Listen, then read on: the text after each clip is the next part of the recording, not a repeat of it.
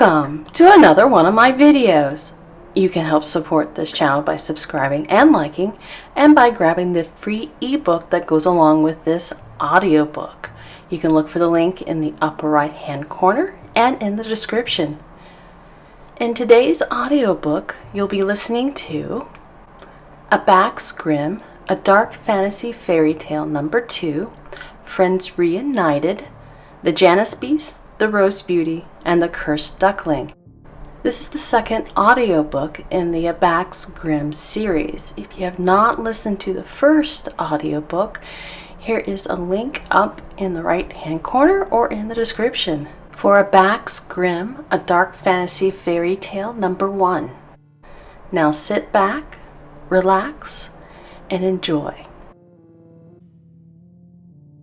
AaBack's Grimm, a dark fantasy fairy tale number 2, Friends Reunited, The Janus Beast, The Rose Beauty, and The Cursed Duckling, by Kristie Lynn Higgins. Copyright 2015-2020, Chapter 1. Reality is not a happy ending. Once upon a time, there lived a woman named Jane who existed in the real world and who felt set apart from those around her as if a curse loomed over her. One day, she had a dream where she was swept away to a fairy tale world of werewolves and dwarves. Jane's goal was simple: deliver some bakery goods, get a signature, and return to her make-believe job at the tasty dwarf bakery with enough tips to take a bath. Jane arrived to make the delivery only to meet the man. The beast of her dreams. She tried to make her delivery, but an elf enchantress named Ceres had other plans for the beast. Jane attacked the enchantress to save the beast, but an arrow ended her attempt and cut short her belief that she was merely dreaming. The present. Blood trickled to the ground as Jane held her wound and stared at the hardwood floor where she knelt. She had been content in her belief none of the places or people she encountered were real, for many of them were weird or frightening, and yet it also made her sad, knowing at any moment she would wake and reality would whisk her away from the fantastic and yet scary world of Grimm. All of those carefree thoughts and emotions invoked by her misguided belief in that she was only going about a whimsical trek vanished as terror set in. Her intense panic increased its thunderous pounding as if to beat apart her chest the more she thought about her plight. The seriousness of her situation sunk in and abducted her courage. Everything she experienced up to that point was real, including the arrow in her flesh. Jane had gone about her day as if everything was some silly mindscape. If she had known everything was real, she wouldn't have charged in like it was a zombie video game that she could pause or reset if things got too hairy. The werewolf had warned her. He told her she wasn't dreaming, and the sooner she started believing that, the sooner she could come to terms with her new reality. Her new reality was that she had an arrow in her arm, and a woman, who could cast magic, stared down at her with a glee-filled murderous intent. The arrow thankfully had missed its mark by a few inches and hit her left arm. She glanced back at the beast, who appeared shocked by her unwavering gaze. He couldn't see her wound from his position in the room, but he could see her eyes. Jane also put his life in danger, the one who had given her hope that she would find love one day, and she played up this situation like a giddy schoolgirl with a crush. Her crush wasn't of a man on a poster, but a living, breathing, and in danger beast. Foolish woman, he yelled at her. Run while you still can. He didn't even know her, and he already cared about her safety. Jane had been stupid, and if she didn't put her fear to the side, she would get them both killed. With what strength she could muster, Jane stood to her wobbly feet and glanced back at the door to the kitchen. The enchantress seemed to be in no hurry to enter as Ceres, who still held the bow, moved over to the dead goblin. He had been her minion, and she searched through the arrows in the quiver on his back as if looking for the right accessory. Once she finished looking through the quiver, Ceres said, "I guess that was the only special arrow." She moved over to Jane, who backed up until she ran into the dining room table, not knowing what the enchantress wanted to do to her next and still too afraid to do anything about it. Ceres saw the fear in her eyes and relished in it as she reached over and pulled the arrow out. Jane cried out for the pain. The absence of the shaft caused the blood to increase its flow down her arm. Jane grabbed a cloth napkin from the table as the enchantress walked away from her a few paces. Jane tied the napkin around her arm as Ceres turned and faced her again. The beast could be heard struggling against his restraints. "It would seem my aim was quite a bit off," Ceres stated. "But don't worry, I won't miss this time, not from this distance." Thoughts about escaping rushed through Jane's mind like a log caught on a swift river as the enchantress drew back the string, and like that log which rushed over a huge waterfall to be dashed on the rocks below. Her thoughts went no further than the aspiration to flee and the panic-filled conclusion, "I'm going to die." Her body wouldn't obey, and her mind refused to give aid or another recourse other than a frenzied, "And there's nothing I can do to change that." Ceres aimed again. She was usually an enchantress for hire, but this particular job was personal. and she allowed herself to enjoy it more than usual. Saris considered every possible scenario that could arise, but the one scenario of a woman showing up never entered her mind. It would be an added bonus to take the head of one such as she, but first she needed to complete her first objective. And the simplest way to do that was to make the woman dead. The sun dipped below the horizon outside as twilight shone across the land, and just before Saris released the string, a black tattoo of a swan magically appeared on the woman's right cheek. Time slowed as the marking shimmered in a dazzling display of hope before the one who was tied to the chair. The fairy had given this gift to Jane long ago as a defense mechanism to help safeguard her, and it kicked in seemingly for the first time as it sensed the death of the one who the mark branded. Some would call it a curse, and it would be the second curse Jane bore, but at the moment, it was a blessing. A puff of smoke surrounded Jane and caused the enchantress to pause as the last rays of light vanished from the land, and night began to rule. When the white smoke dissipated, a small yellow duckling stood in her place with a wounded wing. The baby bird squawked and ran around in a circle twice before she ran into the kitchen, dragging her wounded wing as she left the tied napkin behind where it fell from her arm. "This is better than I thought," Saris spoke as she started for the kitchen. "It looks like I'll be having duck tonight." She turned to the beast, paused, and said, "That is as soon as you tell me where the rose is." Jane ran to the back of the kitchen, flapping her wings a little delirious because of what had happened to her, and when she was about to scream, she saw her reflection in the spoon that had fallen to the floor, and poof, she was a woman again, bleeding, confused, in pain, and incensed. She put her right hand to the wound and fisted her left. Jane noticed the fireplace where the pot of soup hung, so she grabbed a poker and stomped back into the dining room. Jane charged the enchantress with her weapon held high. Saris turned just as she struck, and Jane hit her on the collarbone. The enchantress stumbled back as she lifted her hands to protect herself. "You reverted," Saris uttered, and then winced in pain before she screamed.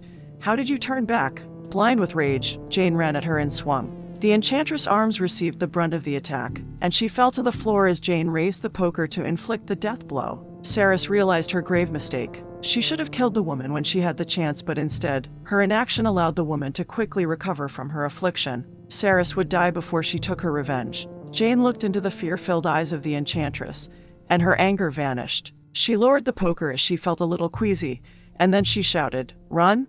Jane motioned to the other door with the poker and yelled, "Get out of here or I'll kill you." The elf enchantress crawled away, then lifted to her feet, and fled from the castle. Jane walked over to the dead goblin, dropped the poker, grabbed the short sword from his cold grasp, and moved toward the tied-up beast. She felt dizzy and saw stars as she walked, but Jane pushed forward, knowing she had to release him or they both might be in trouble if the enchantress returned. Jane didn't know what she should say as she approached him, so she muttered, "I have a delivery for you. From the tasty dwarf bakery." The beast watched her, unable to turn away from her and hide his face. His ghastly appearance didn't seem to bother her in the least as she continued toward him in a slow, determined trudge. The beast noticed her wound and saw the blood seeping from it, and then the fear he had of her seeing his cursed form turned to the terror of what he beheld as he realized who. No, what she was. He glanced at the blade she held and froze as an animal would, hoping a predator would pass them by. Her face paled as she lifted the short sword, and he tensed waiting for the blow. This woman's presence wasn't like Sarah's presence. The beast could tell this woman had intentions for him, but he also sensed that they weren't malicious. She stabbed the blade into the chair's arm, cutting the bonds of his right side, and then with focused determination, she pulled the blade out and stabbed the other chair's arm, cutting the ropes that bound him. She stared deep into his eyes when she finished. No one had gazed at him like that since he took on his accursed form. A warmth seemed to come from her smile, and that warmth was aimed at him. Jane couldn't believe it as she clung to consciousness. There they were, those eyes from her drawings. How could they belong to this magnificent man who lived in a realm that shouldn't exist? She smiled at him again, but this time, she felt as if they had known each other for a lifetime. She reached out her hand to touch the side of his face as she found herself saying, "I need your signature for the delivery." Before she touched what must have been soft fur, she collapsed, and he caught her as she landed on his lap.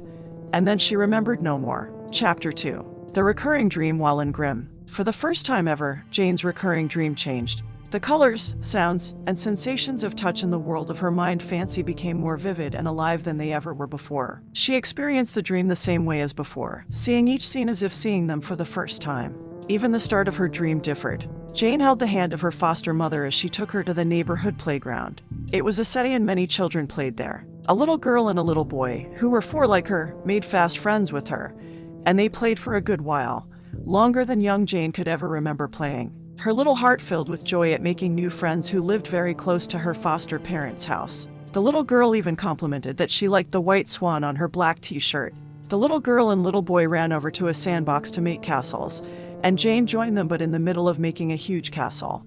The children forced Jane to leave the sandbox. They told her they didn't play with children they didn't know. Jane ran to her foster mother to be comforted, but the woman forgot she was under her care and kept insisting Jane find her own mother. So young Jane fled to the nearby woods heartbroken. Adult Jane remembered that this event had occurred in her past. Young Jane ran through the woods for a long time, and then she came upon a bronze door that was open but just a crack. Jane walked around the door, but there was nothing on the other side but the woods, and the same door that opened in. She went back to the other side and opened the door the rest of the way out, and as soon as she did that, the bronze door in her woods disappeared. Young Jane stood in a dense, scary forest she didn't recognize, with loud and boisterous animals squawking and roaring all around her. Everywhere she turned, the direction seemed to take her toward a darker and more dangerous path.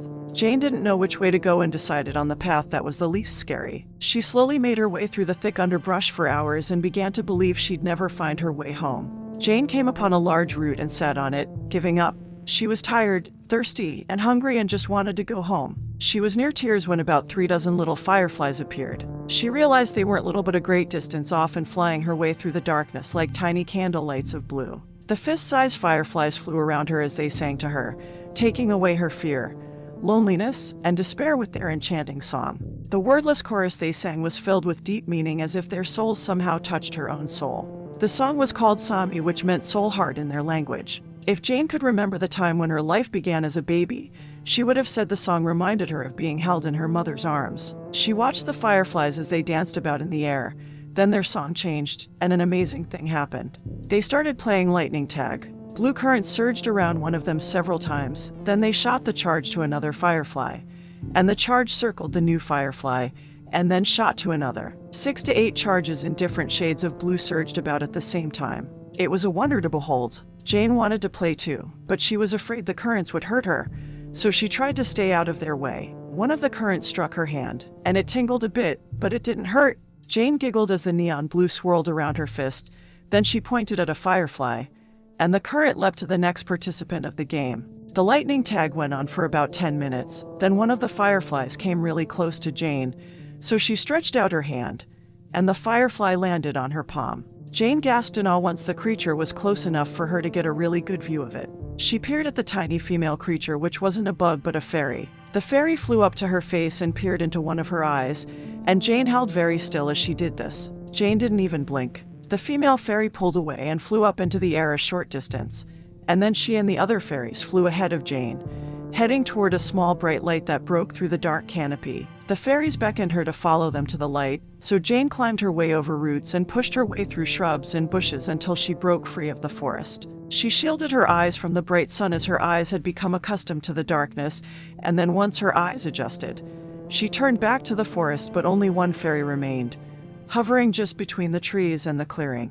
Jane walked back over to the female fairy. "Thank you," Jane said. "I couldn't find my way out. Do you know what direction I should go in now?" The fairy pointed behind Jane, and she glanced in the direction and then turned and faced the fairy. "I wish I could play some more with all of you. Maybe I can come back tomorrow, and we can play. I would like it if we could play again. It's hard for me to make friends." The fairy flew over to Jane, kissed her on her right cheek, and then flew back into the forest. Jane felt a tingling sensation on her face as she stared at the forest, wondering if the fairy would return. The fairy never came back, so Jane turned and walked in the direction the fairy had motioned to. She came upon a small pond and gazed at her reflection. Dirt and leaves covered her from head to toe, and the way the forest debris covered her made her look like a little mud elf with pointed ears. Another thing caught her eye. On her cheek where the fairy kissed her was a black tattoo of a swan like the one on her t-shirt. The tattoo sparkled blue and then faded away. Jane rubbed her cheek, but the tattoo never reappeared. The sound of laughter caught her attention, and Jane followed the voices through the clearing, past a large oak, and beyond a small stone fence. The air smelled clean like mountain air, and the song the fairies sang to her played in her mind's ear as she hummed the tune aloud. She walked over a hill and into a small meadow valley. A little boy and a little girl played there on grass so green it seemed fake. The memory of being shunned by the previous girl and boy still lingered, so Jane started down the hill near tears. She stopped and stood still as the boy and girl turned to her. They stared at her for a long time as if trying to figure out what she could be, and Jane feared they would run away or even worse, pretend she didn't exist. Their appearance gave her a sense that she peered into the world of a picture book as the boy and girl stared at her equally as curious. Jane looked down at her dirty self and wondered if they could even tell she was a girl. Jane wanted to run to them but feared repeated rejection, so the endless game began again. Would they let her play with them? Would they forget her in the end? Adult Jane took notice of the blonde boy who had the air of a prince and also something familiar about him. She spotted a medallion around his neck of some sort of beastly creature. Jane looked closer and saw that the beast was chimera-like, consisting of a lion's head and body with 3 sets of eagle's wings and 4 talons. The creature gripped a crown in its teeth. Adult Jane wondered if this boy could be the beast, and if it was him, could she have met him when she was younger? Fearing the worst would happen, young Jane nearly turned around and started back up the hill. But the girl with long black hair and a flurry white dress with red roses vining all over it called to her as she held out her hand. "Come here, little elf. Come here and play with us. There is nothing to fear." The boy also held out his hand as he said, "Yes, come and play with us. Come and play with us and teach us a bit of your magic." The tears wrought with dejection that had been ready to flow trickled down her cheek as one single droplet of immense joy as young Jane ran down to them and grabbed hold of their hands. She was so happy she couldn't speak. Jane turned to the girl and noticed a mark under her left eye similar to the one she had seen on herself when she looked in the pond. Jane's mark had been a black swan, and the girl's blue mark was in the shape of a double lightning bolt. Jane pointed to the mark, and it made the girl shrink back a bit as she covered it with her hand. "It is awful, is it not?" the girl questioned. Jane shook her head as she found her voice and replied, "Pretty." The girl turned to the boy and told him, "She is so cute. We must keep her. Speak to your father." "I will think about it," the boy told her. "First, let us see what this elf can teach us." He moved to a different part of the meadow and bade them to follow him. Jane gladly did as she held onto the little girl's hand, and they ran after him. A small throne was set up there along with what looked like a tiny royal court. The boy sat on the throne, and the girl with Jane in tow went and stood before him. The little girl released Jane's hand and curtsied to him. "Now you do it," the little girl told Jane. "Bow like the males do." "But I'm a girl," Jane told her. The little girl took a step back from her, examining her unusual clothing.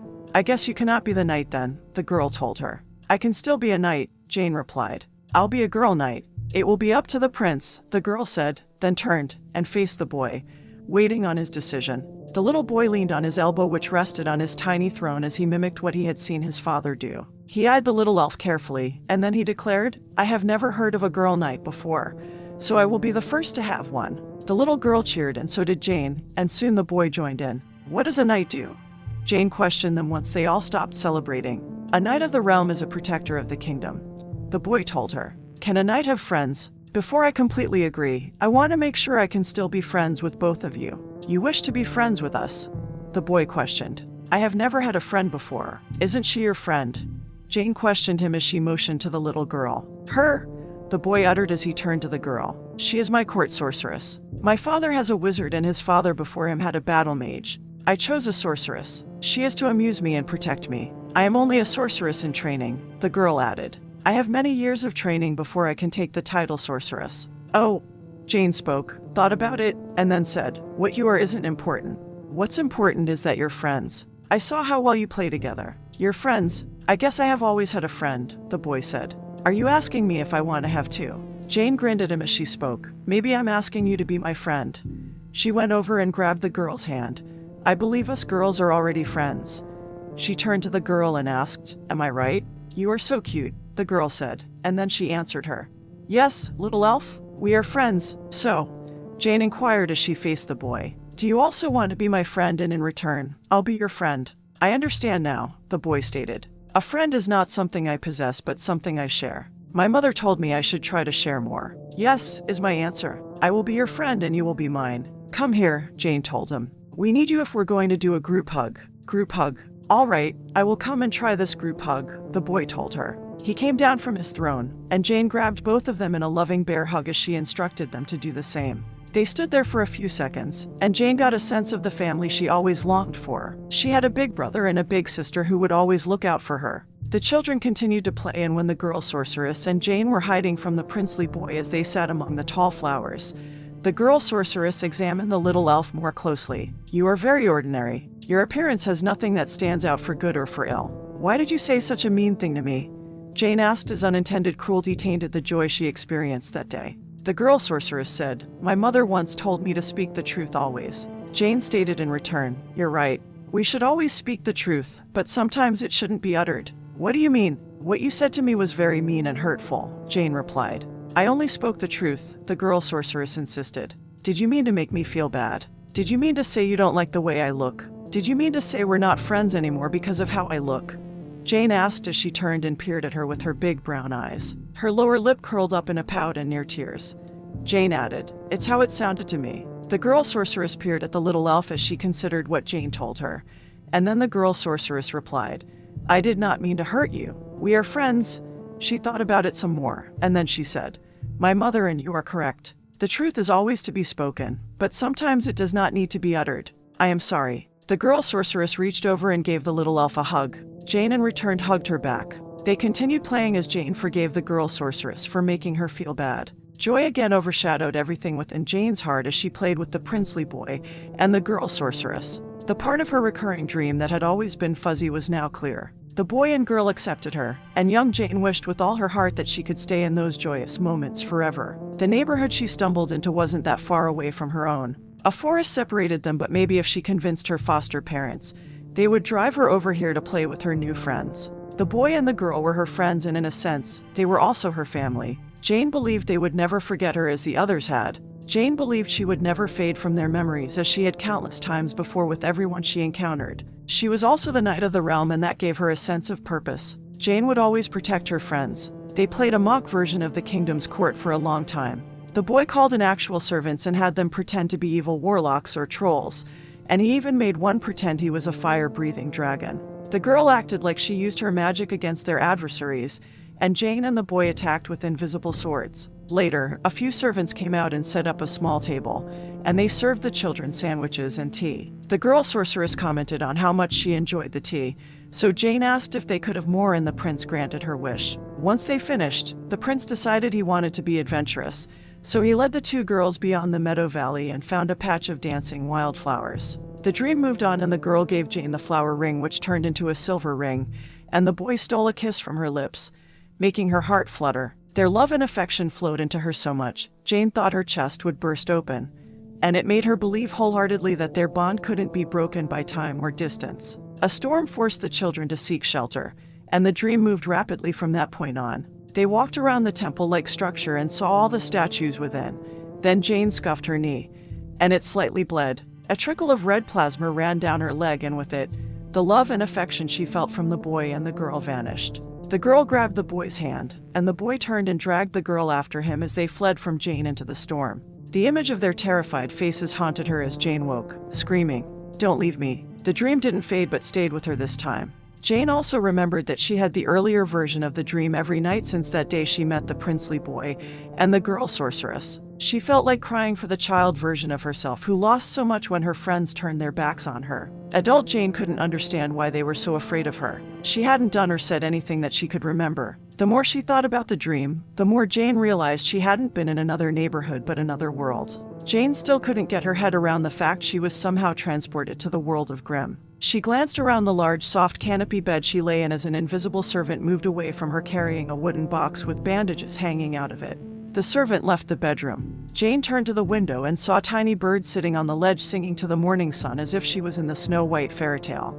And somehow she accepted her situation as if this was the norm. She went back to her thoughts. Jane couldn't believe how many times she had the dream over the years. She experienced a lifetime of heartache and pain, but there was also joy and affection within the never-ending cycle. For the few moments she was able to hold on to the dreams in the past, she had longed to return to the world she had visited, even with its suffering, as long as she was allowed to relive the fun and happy moments with her friends. Adult Jane now believed she had returned to that world and that the beast was the boy in the dream. The beast was the prince who made her knight of the realm. The medallion was the proof. She only had to compare the boys with the beasts, and she would have her answer. But she didn't know what she would do if the beast was him. Jane glanced around her room again and wondered how she had gotten there. Last she remembered, she must have fainted. Jane did have a vague recollection of being picked up in strong arms that were soft, and she also remembered the smell of the forest. The beast must have carried her to the bedroom, but who bandaged her arm? The door to her bedroom opened, and a female invisible servant spoke to her. "Good morning." A tray seemingly floated in and landed on a nightstand beside Jane, and then the female servant stated, I was told to tell you that the master who roams the night knows what you are. The female servant sounded a little nervous as she continued. He and I will keep your secret as long as you leave after you have had some breakfast. Do not return to this castle, and the occurrence that happened last night will not be spoken of. The master is grateful that you rescued the beast from Enchantress Ceres, but being the thing that you are, the master wishes for you not to associate with the master who monopolizes the light. The master who roams the night grants you your life and believes he has repaid you for the bravery he witnessed when you rescued the beast. I'm not sure I understand, Jane told her. Is the beast the master who roams the night, or the master who monopolizes the light, or is he neither of them? What secret do you refer to? And did you call me a thing? She questioned. And then the door to her room opened, and it shut as Jane finished with, I have. No. Secrets. She waited for a reply, and when none came, Jane questioned, is anyone there? No one answered, so she picked up the tray and ate the breakfast of eggs, toast, and tea. Jane got out of bed when she finished, found a water basin and towel, and freshened up. She examined the bandage on her left arm, and there wasn't as much as a blot of blood on the outside, and as she moved the appendage about, she found that the arm didn't hurt as much as she thought it would. Jane found her backpack, the clipboard and quill, and the club, which was no longer a snake, sitting on a chair. She grabbed her things, left the bedroom, followed the hallway to a set of stairs, and then went back to the dining room she had been in the night before. She saw no one within, and she didn't hear anyone within. Jane followed the hallway and peeked in several rooms until she came upon a study with a bookshelf full of books and the beast lounging in a chair beside a fireplace. He wore a princely garb of purple, red, and gold, and the book he read was entitled Narcissus, Love of Self. She stayed at the entrance and knocked on the open door. The beast looked up from the book he was reading, and Jane noticed something she hadn't noticed before. His mane seemed shorter and not as full as it did last night. Small patches of white feathers stuck out of it, and smaller versions of the white feathers speckled his fur here and there. His eyes also seemed different. They were blue and eagle-like. You caught me reading one of my favorite books, but more importantly, you are awake, and not only that, you are not trembling before me in terror. Are you blind or perhaps nearsighted? He questioned her. Someone asked me a similar question, and I'd have to say that's an unusual question to ask me, Jane stated, and then she replied, I'm neither. Are you perhaps cursed with rose-colored perception? I did come across a fair maiden once who was, and let me just say that relationship did not work out in the end. Curses are funny things. My view of the world's not distorted in any way, she answered. The other nice thing about curses is the one who is cursed cannot speak of their affliction, so I can at least believe what you say since you are able to say it. Ha! Jane uttered, and then she spoke. I'm not sure I understand. It kinda sounded like you were talking about Fight Club. The beast inquired, is that some sort of gladiator tournament?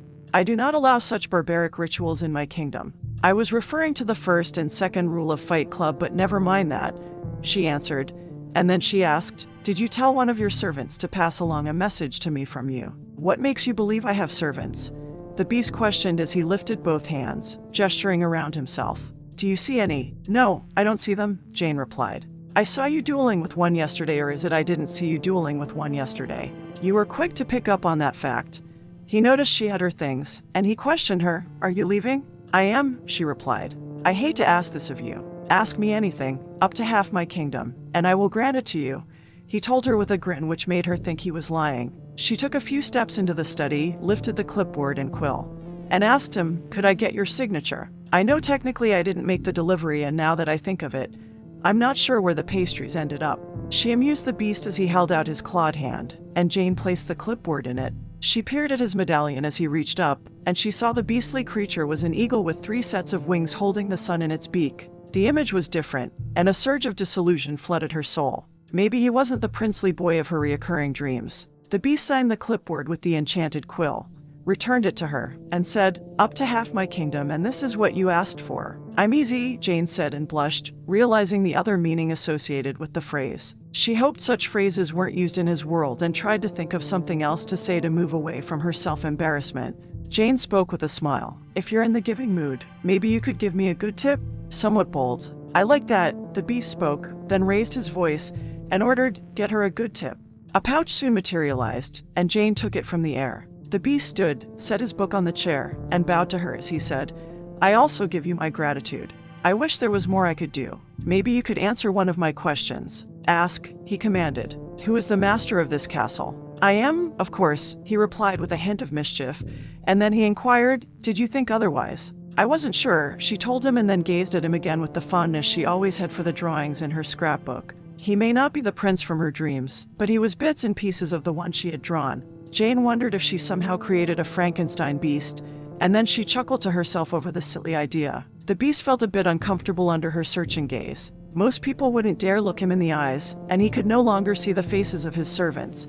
So her gaze was terrifying and yet tantalizing. "Well, I better be off," Jane said. "My boss probably thinks I've been turned into something or I've been eaten. If I don't hurry back, he may give my job and home away." "I would like one thing from you," the beast told her as he moved closer to her, took her chin tenderly into his clawed hands, and leaned in close. He wasn't about to let her leave with such a hold on him.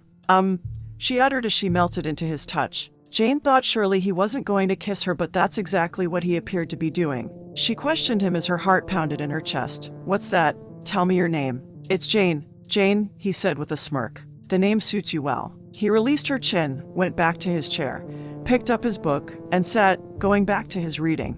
The enchantment she seemed to have over him was broken as he put upon her a spell of his own. Jane stood there a few seconds, still caught in his spellbinding touch, then turned and strolled out as if walking on pink cotton candy. She was giddy all the way to her bike. Jane placed the clipboard and quill in her backpack, mounted the bike, and headed toward AaBack. Maybe it didn't matter that he wasn't the prince from her dreams. Maybe he only had to be the prince from her imagination. The beast lifted his gaze once she left, wondering if he should have questioned her while she was there. The swan tattoo he saw last night was no longer visible, but he was sure he saw it. He was sure he witnessed the sign of hope. He needed to find a way to have her return again without exposing his desperation. After leaving the princely beast in his study, Jane felt like she was floating over the terrain as she rode her bike, just like those kids did in the moviette, when the alien used his ability to make their bikes fly. In reality, both her tires were on the ground, but her heart soared, thinking she had found the princely boy now grown into a handsome man. She pedaled back towards the tasty dwarf bakery and had yet to leave the beast's estate when she heard a song. It was Sami, the song the fairies sang to her to comfort her when young Jane became lost and afraid in the dark forest. Adult Jane braked and then dismounted from her bike and followed the enchanting Sami, hoping to come upon the fairies she had met so long ago. She came upon the wall she passed when she first rode into the estate and noticed an old rusted gate with an equally rusted large padlock. Jane pulled on the padlock, and it held firmly in place by design and by the corrosion of time, and unless she wanted to break in, she wasn't getting in. She turned to head back to her bike when she nearly stepped on a tiny yellow rose. Jane didn't remember it being there when she walked up to the gate. She knelt down to it and could have sworn it was the exact same tiny rose she had nearly stepped on outside the castle. "Hello there. You're so cute. I could pick you, but don't worry, I won't," Jane said, and then thought it would be funny to ask it. "Aren't you the little rose from before? You look just like—" The tiny yellow rose nodded its head, or one would say an open bud, as if answering her. "I am in the world of Grimm, so I guess anything's possible." Jane spoke in a carefree tone which was spawned from her love-struck heart. She had never felt so high on life and had never been so enthralled by the possibility of love. It was such a great feeling. The rose lowered its head and stalk, and then it inched toward her like a worm. The roots of the plant were still underground, so the rose inched forward and then dragged the rest of its body forward, leaving a trail in the dirt. Jane straightened as the tiny yellow rose inched its way past her to the gate, and then vined its way up to the padlock. The tiny rose didn't lift its entire body out of the dirt and climbed up with its roots and all. No, it magically grew up the rusted gate bars as dozens of tiny yellow open buds sprung up from the vine as it went. The main bud was twice as big as the other buds, and when the main bud reached the padlock, it maneuvered several of its thorns within the keyhole and picked it open with a bit of added magic. The padlock fell to the ground, and the gate opened in as the fairy song grew louder and more welcoming. Jane turned her attention to the padlock as the yellow rose crawled unharmed from it as its elongated thorny vine shrunk until the rose returned to its previous stature of a flower on a tiny stalk. Kneeling again to it, Jane told the pinky rose, "You're so cute." She put a finger out toward it to pet it, then paused, and asked, "You don't bite, do you?" The pinky rose inched over to her finger and rubbed up against it like a cat rubs up against someone's leg. Jane scratched the back of the bud gently with her nail as if scratching the back of a cat's ear. Jane would have knelt there all day, petting the delightful creature, but the pinky rose perked up as if it heard something, and then it disappeared into the ground like a mole down its hole. Jane straightened and stared at the tiny tunnel, missing what would have been an interesting pet, but maybe it was more than just a plant cat. Plant mole. Plant. She didn't know what she should call it and decided to go back to the gate the tiny yellow rose had unlocked for her. The gate opened to an overgrown path and led to what looked like the start of a maze made out of rows of hedges that were 10 feet tall. Jane went no farther than the open gate. It had been locked for a reason, and she didn't have permission to be wandering the estate. Her actions could upset the beast, and she didn't want to upset him. She wanted him to. Her mind drifted, and she allowed herself to venture through her imagination for a few moments before she brought herself back to reality, or at least the reality of the World of Grimm. The fairy song increased its hold on her. Jane twirled the silver flower ring on her little finger as she stared at the enticing maze ahead of her, drawn in by the song and the feelings it induced. She took a step to go in but then drew the foot back out. Jane wasn't sure if she should enter as a tug of war began in her mind. She considered how the beast would react if she traipsed around his property like some thief breaking into things she shouldn't, and she also considered how hard the tiny yellow rose worked to open the padlock for her. Jane could discover a horrible secret about the beast, or maybe she could discover something that would lead her to break his curse. Jane felt like she stood there with her arms stretched out as uncertainty pulled her in one direction, and then the other. She might have stood there all day being stretched out by her indecision if the call to her soul hadn't bade her forward. The fairy song grew louder, inviting her to hurry as if some urgent matter needed her immediate attention. Jane took a step forward and glanced back as if expecting some sort of alarm to go off. None did, so she took a few more steps forward, then walked to the first fork, and stood there, trying to decide which way to go. If the size of the front wall was any indication, the maze was very large, maybe 1/4 mile by 1/4 mile. Jane thought she needed a way to keep track of which path she tried so she wouldn't get lost, and she started to go back to the bike to grab the clipboard and quill when she saw the light of one of the fairies in the distance, and immediately with excited joy, she followed that path. The fairy flew faster, and Jane chased after the tiny winged person. Jane laughed as if she was young Jane again playing lightning tag as she raced after the fairy. "Don't go too fast or I'll lose you," she yelled after the fairy and then laughed again. "Wait up." The path ended in the middle of the maze and into a square section with only the entrance she came in. This area of the maze was different from the rest of the maze. Vibrant green hedges and grass paths made up the maze she transversed through to get there, but this square section appeared to have been neglected for years. A closer inspection also told Jane this place had once been a beautiful garden. The remains of flowering plants in brittle brown and death black filled the entire area and dampened her joyous mood. Jane looked all around for the fairy, wondering why the tiny winged person brought her there, but she didn't see her or him anywhere. She still heard the fairy song but couldn't tell which direction it came from. Jane decided she shouldn't be there and started to head back when a sensation she couldn't describe swept over her. The sensation became stronger as bits of it came to light. Its warmth and its familiarity she understood, but the core essence of it eluded her. Jane turned around and faced the dead garden, twirling the silver ring on her left pinky again as the sensation drew her back to the dead garden. The song the fairies sung faded until there was only one voice singing the enchanting melody, and once the song fell to this one voice, the happy feelings the melody invoked in Jane's soul became ones of sadness and abandonment.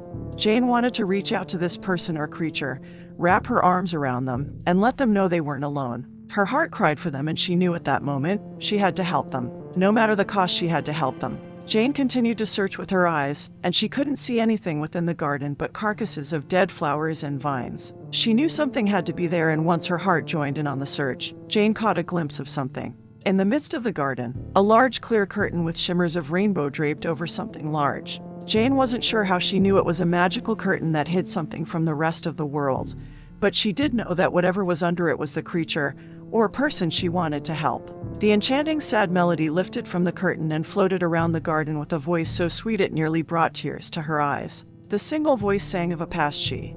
Yes, the voice was definitely a she, and she sang of a past she longed to return to.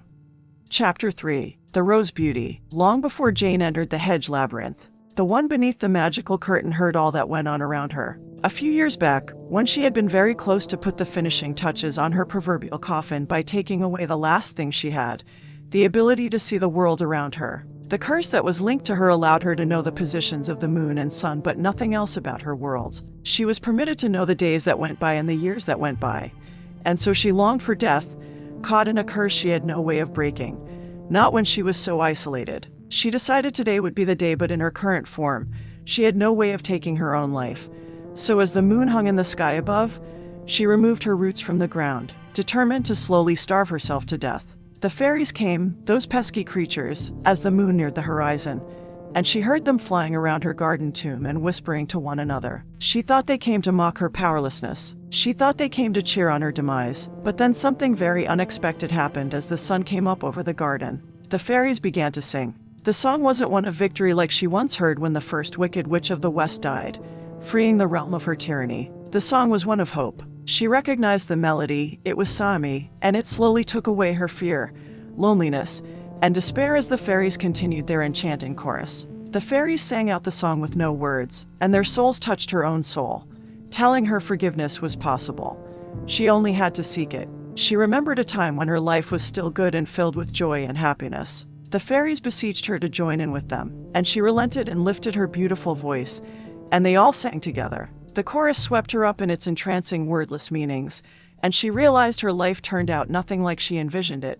The wishes and expectations of her childhood were eventually trampled on and crushed to dust by those she trusted most. She wished with all her heart she could change the person she had become, and the song that came from her heart was no longer one of hope but of despair. After a while, she also realized she sang alone, but she continued with the chorus as something she could hold on to until death came and took her from this world. Movement in her garden distracted her, and she stopped the song. Someone stood in front of her, then they walked around her, and ended up in front of her again. Had the betrayer, who she betrayed, come to put her out of her misery or only add to it? The magical curtain lifted off of her, and she saw the most beautiful thing, the morning light. There was also a female from one of the elf races standing before her, but she couldn't take in enough of the sunlight. She basked in it and reveled in it, and then she decided today wouldn't be the day. And she placed her roots back into the ground, drawing nutrients from the dirt again. The person she envisioned herself becoming when she was a child fled her mind as the person she had become took front and center again. She would teach this servant a lesson for meddling in things that didn't pertain to her. The curious-looking female elf folded up the clear magical curtain and set it on the ground. She wondered when such a creature came to work for the master of the castle. She also wondered if some new punishment was coming that could be crueler than the magical curtain. She sensed something about the female elf. Some magical power emanated from her as if the female elf possessed a great power, but had no control over it. Jane stood in front of the giant red rose that was a head taller than herself, but she was still some distance from the plant, not knowing if it was dangerous or not. The plant was beautiful, and Jane saw a lady's face within the open red petals. The solo had ended, but she was sure the rose was the one who sang it, and if that was true, the rose was the one who she vowed to help. She needed to find out, so she introduced herself. "Hello, my name's Jane. I heard the fairies singing and followed their song into the maze. I actually wanted to meet them again, but I guess they're gone." Jane paused to see if the giant rose would respond, and when she didn't, Jane asked, "Can you talk? Can you tell me your name?"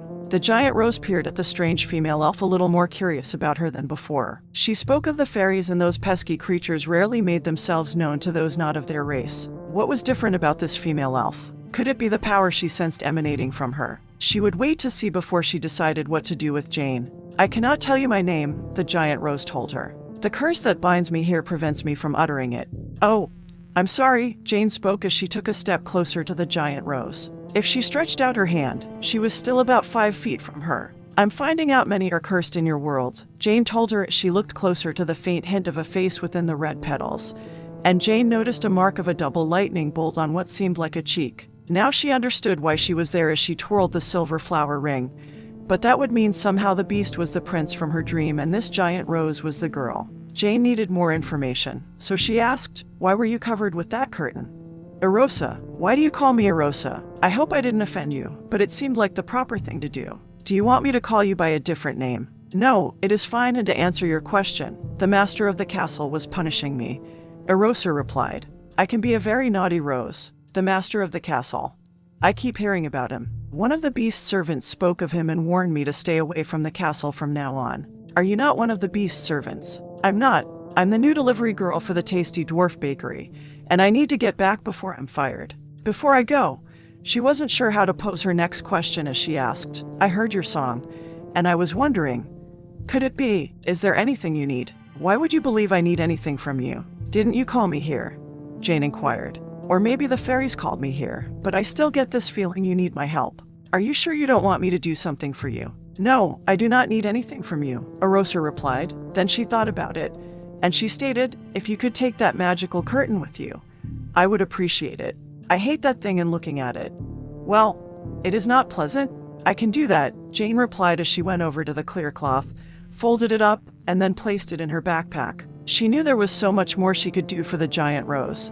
So Jane repeated, "Is there anything else I can do for you?" Erosa thought about her query as she glanced around the dead garden, and then she answered, "I need nothing else, but do come back and visit me. It does get lonely here." "You do need something," Jane replied with a smile. "You need a friend, and I will come back," she promised. "I'll come back today if I can.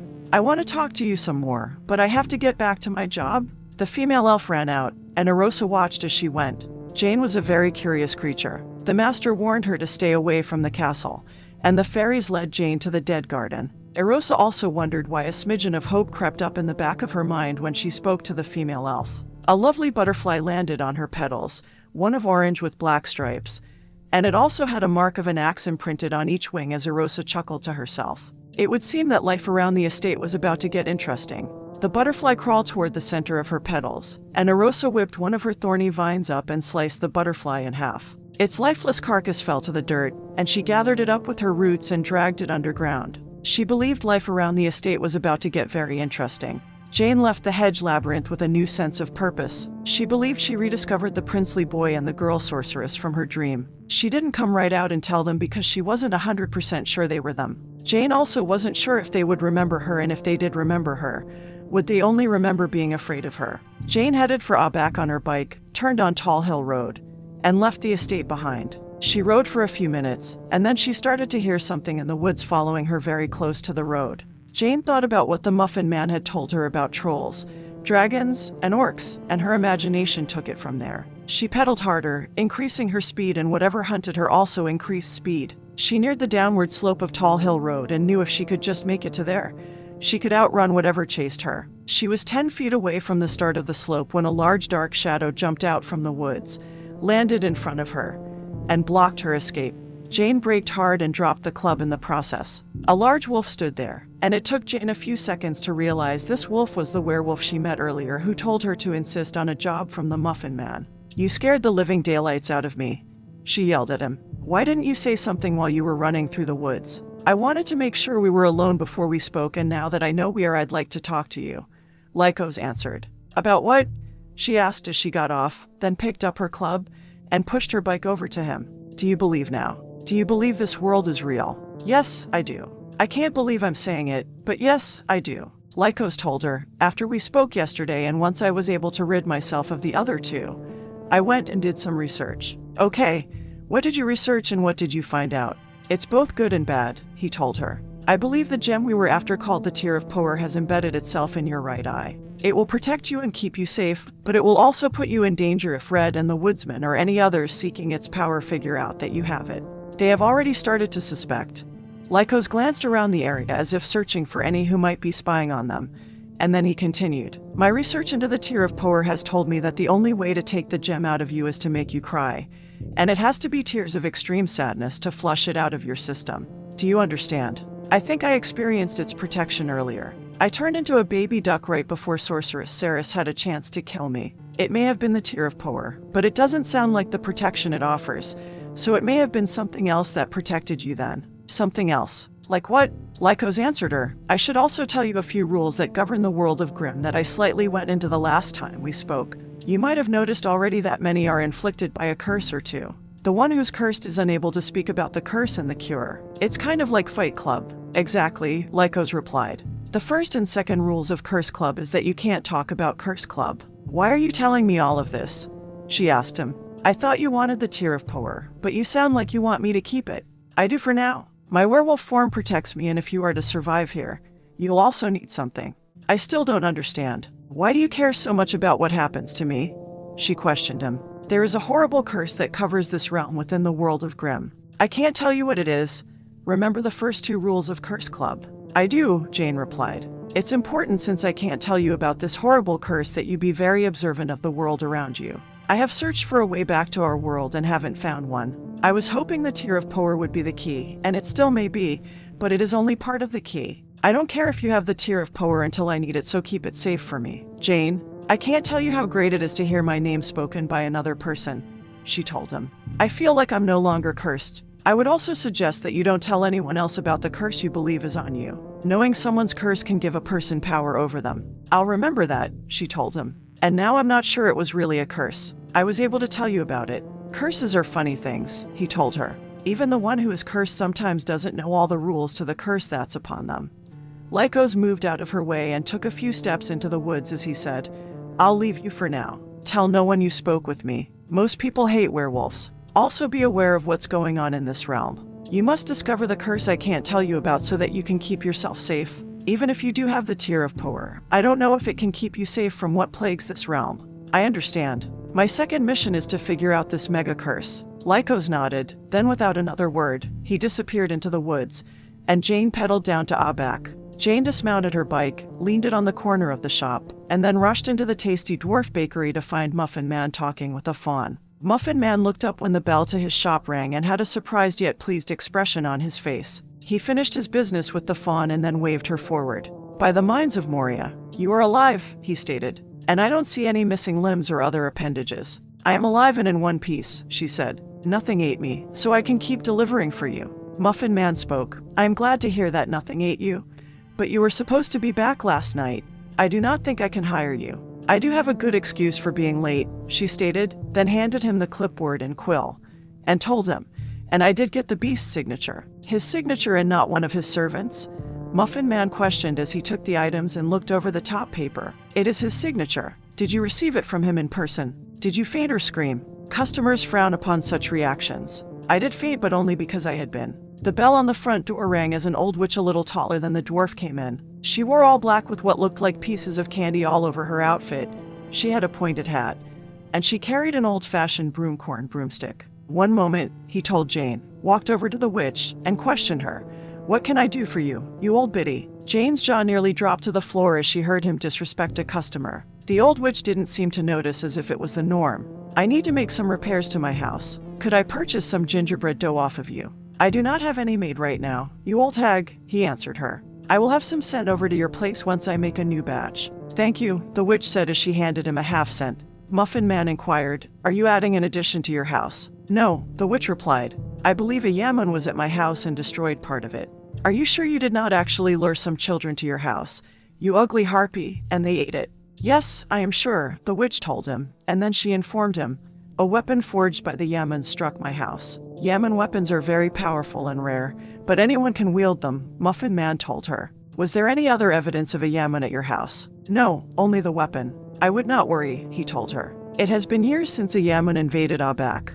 Muffin Man glanced at a photo on the wall of himself and two other males, and then he told her, Remember, yamans are very rare, and very scary and extremely dangerous, the witch added. You should not belittle my fears. I do not, you depraved, dog breath, child eater, the dwarf told her as he went behind the counter and placed the half-cent in a cash box. I will start on the dough once I finish speaking with this female. I will be expecting the delivery before the day is over, and make sure whoever you send is careful when they come, the witch said, turned, opened the door, hopped on her broomstick, and took to the air, zooming out of the shop's area of AaBack. I need to check on my muffins, the dwarf told Jane as he headed into the back. I will return shortly. Was it necessary to call that elderly lady names? She seemed to be a nice customer. I never called her any names, Muffin Man shouted from the back. I am nearly always polite to my customers. I'd hate to see if you were rude, Jane muttered to herself as he walked to the back. She stood there for a while, and then curiosity got the better of her. She had to know what the dwarf had been looking at on the wall. So Jane went over, spotted a photo which was a Polaroid, and she saw that one of the persons in the photo was the dwarf. There was also a tall elf with long pointed ears, and a man with a t-shirt of a gray tundra wolf howling at the moon. She wondered if the man wearing the t-shirt was Lycos. Muffin Man came back to Jane and inquired, Where were we? Yes. We were talking about the beast's signature.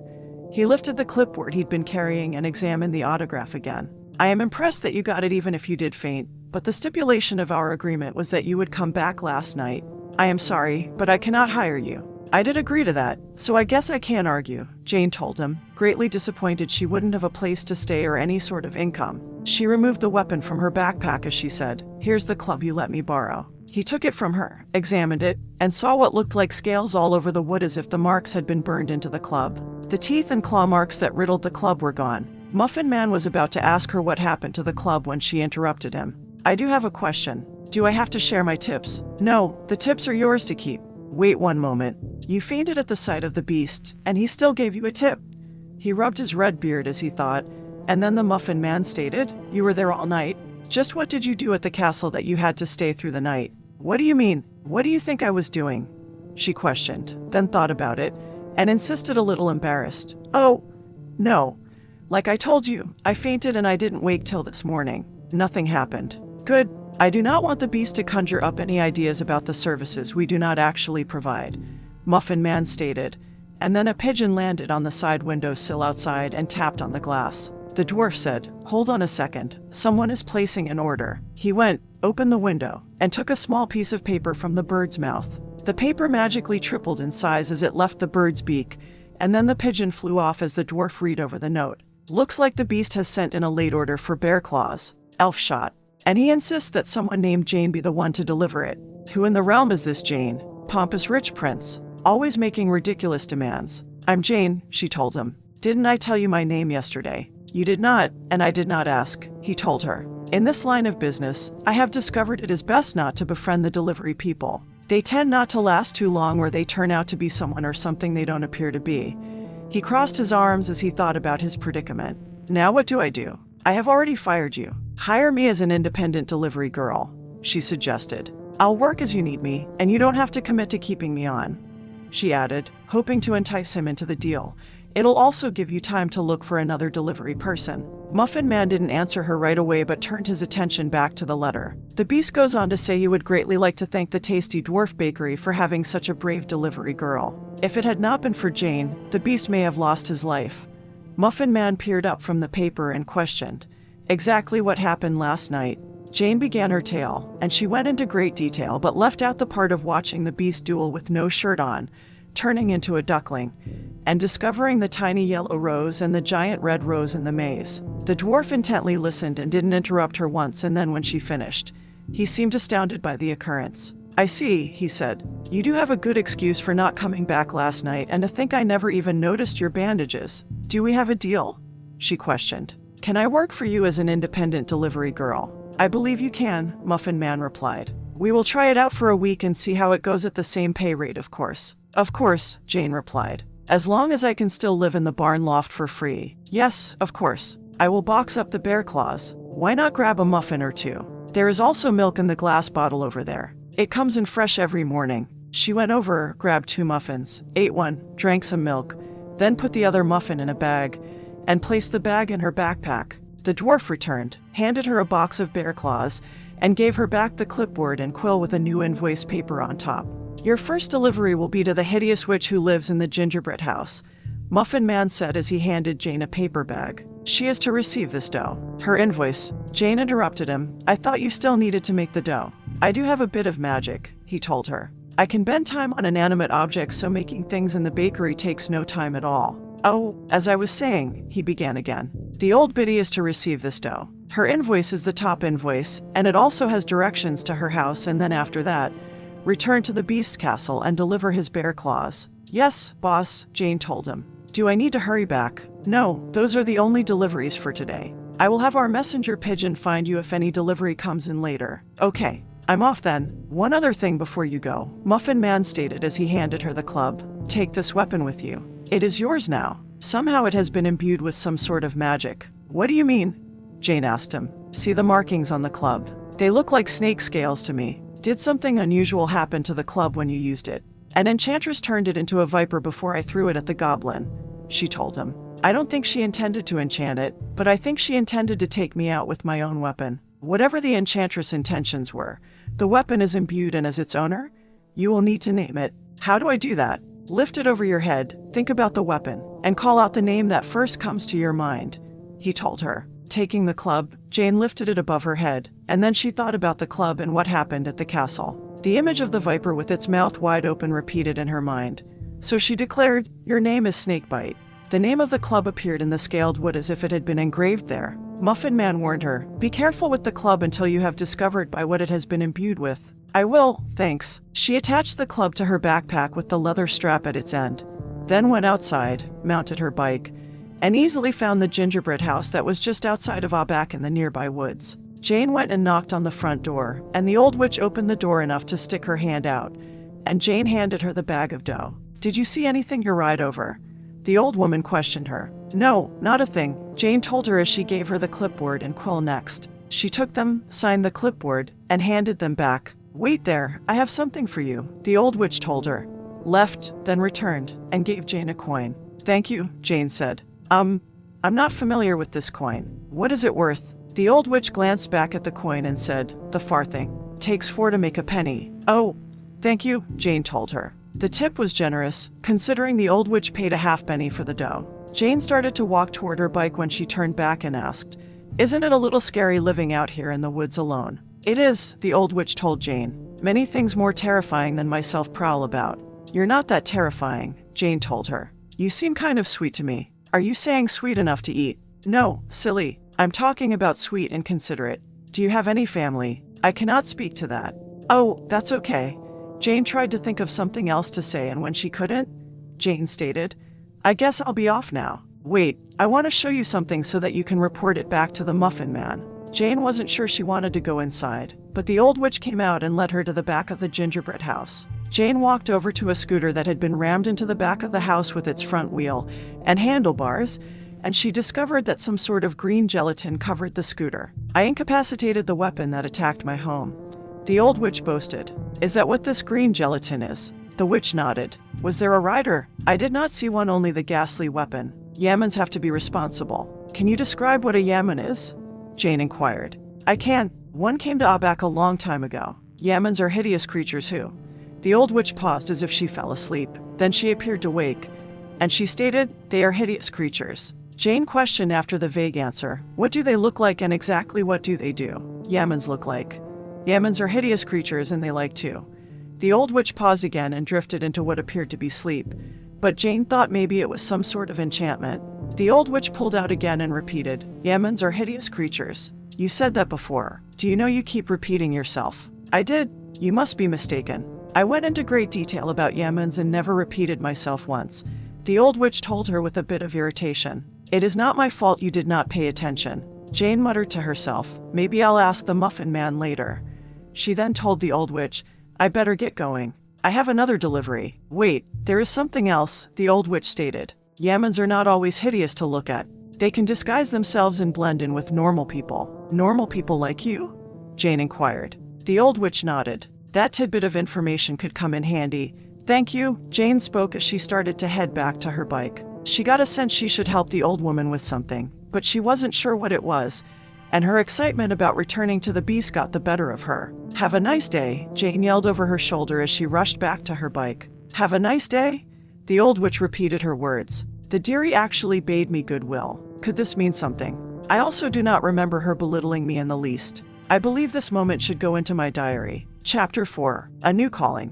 After arriving at the front door of the castle, Jane grabbed the eagle head knocker and struck 3 times. The door opened, and she heard a male servant bid her to enter. She walked in and found the beast waiting for her in the entry. Jane lost herself in his large blue eagle-like eyes and didn't say anything as she came in and stood before him. Her heart fluttered, and she couldn't help but get a sense of the princely boy from her dreams and the character from her drawings. She would have stood there forever, gazing at the beast if the servant hadn't have cleared his throat.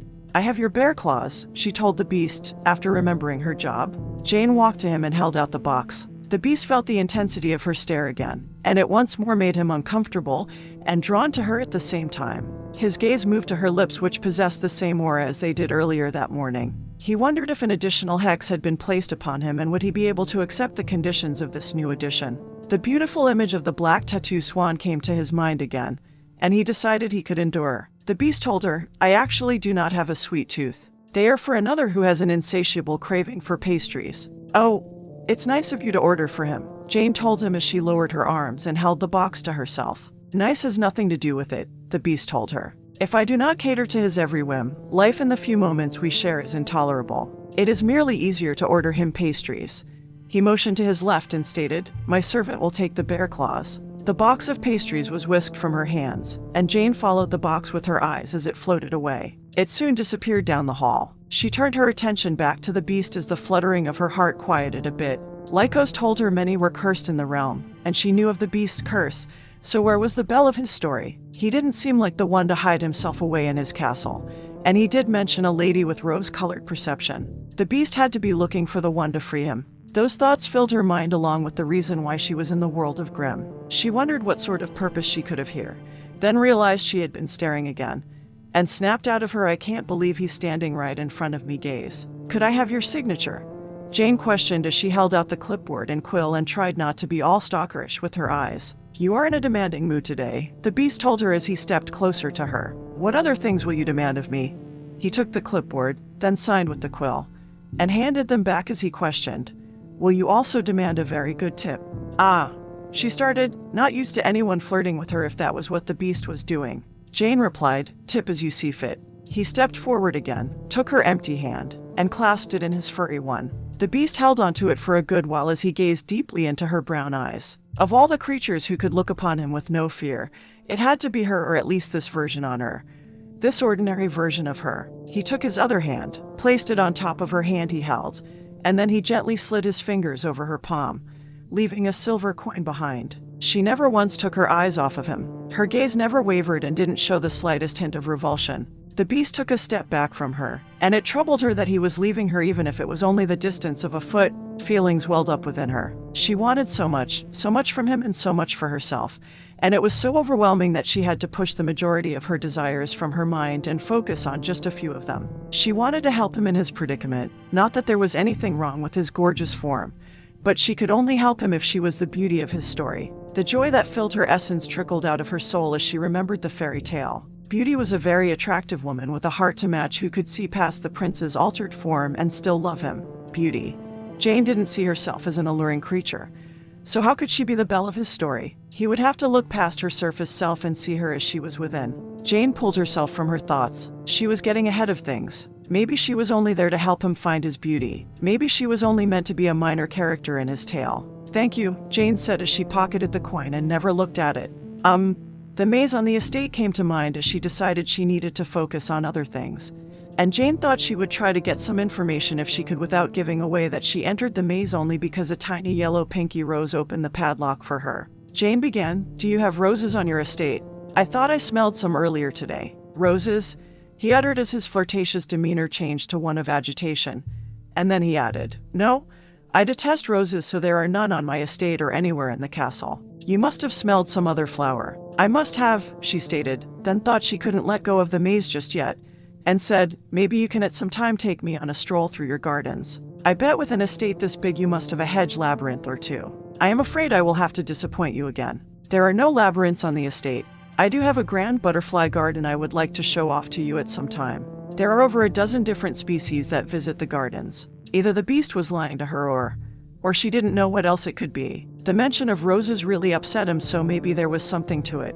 A rose was always very important to the character's fairy tale, and now that she thought about it, didn't the old woman who came to her cottage offer her a rose to thank her for taking her in out of the storm? He interrupted her thoughts when he questioned, "Why do you not join me for brunch? You must be hungry traveling all this way twice in such a short amount of time."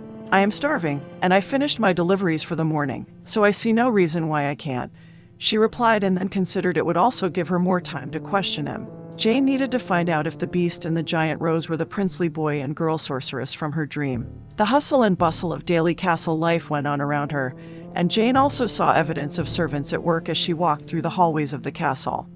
Of the castle estate. She saw feather dusters flapping about like wings, cloths sliding up and down banisters like slides, and trays full of an array of things hovering about like silver magic carpets flying at different heights. She wondered how the beast managed to go about his daily life without running into one of his servants, or how the servants knew where the other invisible servants were. Clouds speckled the light blue sky, and a few sparrows flew overhead, greeting the late morning with their chirping as the beast took her out to one of the balconies. The balcony overlooked a fountain of an eagle with its wings spread, shooting water out of its beak. "This is the butterfly balcony," he told her. "And as promised, the garden is below." She saw dozens of butterflies fluttering about hundreds of different flowers. After a few minutes, he took her down to a patio below the balcony. The two of them sat at a round table that could easily seat 6 people. Juices, breakfast breads, fruits, and cheeses were piled on large silver platters. A silver pot of tea and china cups and saucers were on the table. The table had another great view of the garden. "Help yourself," the beast told her. Then he waited until she put a few things on her plate,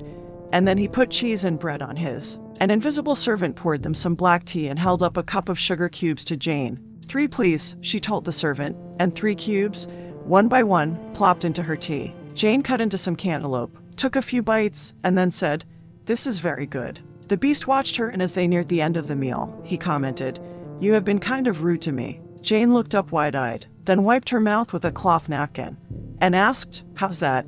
I asked you your name, but you never asked me mine." "I didn't. I'm sorry. I assumed your name was the beast. I have been very rude." He looked hurt at the mention of the title, as if the name was fouler than one of the 3 pigs wallowing in slop.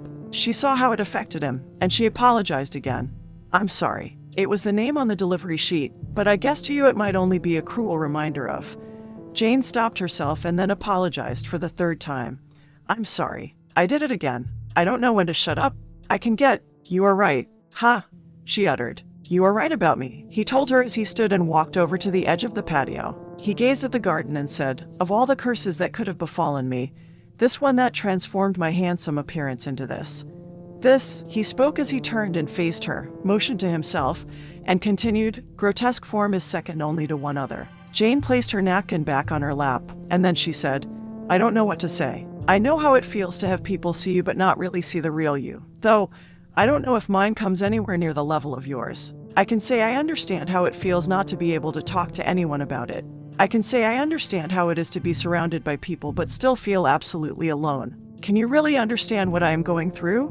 The beast questioned her as he walked over to the table and stood beside her. "Can you understand how much this form disgusts me? How I wish more than anything to be rid of it and have my old body back." The beast peered at her, but this time, he wasn't drawn to her lips but drawn to a question. He considered that she may have a curse similar to his. Was Janus beauty in an unremarkable guise? A multitude of answers came to her thoughts that she could tell him, but only one of them was true to her heart. So she spoke it. "I don't see you as grotesque." She peered at him with those adoring eyes of hers again, and the beast shrunk back from the affection they proclaimed, unsure if what he beheld was real, and he was also unsure how to respond to something so sincere. The affection that made him shrink back also compelled him to seize the uncorrupted adoration he felt from her and never let go. The conflicting emotions raging within him only stoked the fires of determination within his heart that no one would ever deceive him again. He wouldn't be enchanted by her. He would put his own spell upon her. The beast knelt beside her as he started his performance, and then he graciously stretched out his arm and took her hand in his as he questioned her. "How do you see me?" Jane peered down at him as her heart fluttered in her chest like a butterfly desperate to break free. She wanted to tell him that she loved him, but was it true? Did her heart only listen to her imagination, or did she truly love him? What did she know about him? He may be the princely boy from her dream, but even when she considered the boy, she realized that she knew very little about him. Jane couldn't lie to the beast, so she had to come up with something to tell him. "I'll say that I don't see you as hideous or something to be afraid of, but how I do see you, I'll keep to myself a little longer," she stated, and then added, "I'm bashful by nature." His performance depended on an answer from her, not a delay for another day. He held in his annoyance, released her hand, and went back to his seat. His charm didn't work on her this time.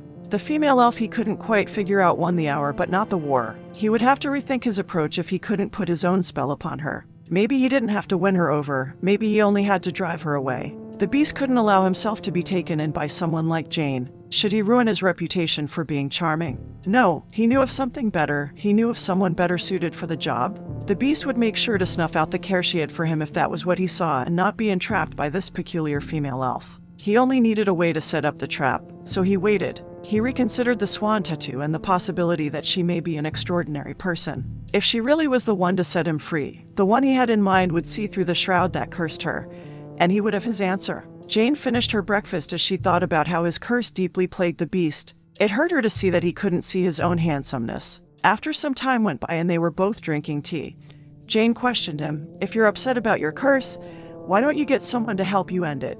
You know, like a hexbreaker or someone like that." "What do you mean? Why would someone help me?" he asked. Jane thought about it, and then she answered, I don't know, because they want to be helpful. They're your friend, or maybe for money." "A friend?" The word seemed to slither from his mouth. The beast diverted his gaze to his teacup as he stated with animosity, "I had a friend once. Actually 2. And both of those relationships ended poorly." He considered his past a little longer, then decided he needed to focus on the present, lifted his eyes, and told her, "I can understand someone doing it for money or favors from powerful people." He paused, and then he asked, "Is that what you are offering? Are you offering your services as a hex breaker?" "Me," she uttered, then pointed to herself, and uttered again, "Me. I don't know. I probably do know every fairy tale that's ever been written. I might be able to figure out how to break the curses, but then again, what if the stories are different? Like with your story, Where Are the Roses? I am not sure I understand what you are saying when you talk of fairy tales and stories, but I am willing to hire you." "Really?"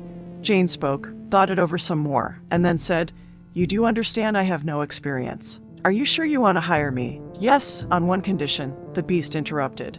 "I want you to complete a test for me." "What kind of test?" "I want you to return tonight once it is dark, and at that time, I want you to talk with me. I want you to figure out my real name." She asked, "Why do you want me to wait until tonight?" "You will understand once you have returned," he answered her. "If you can claim my real name from my own tongue, I will hire you.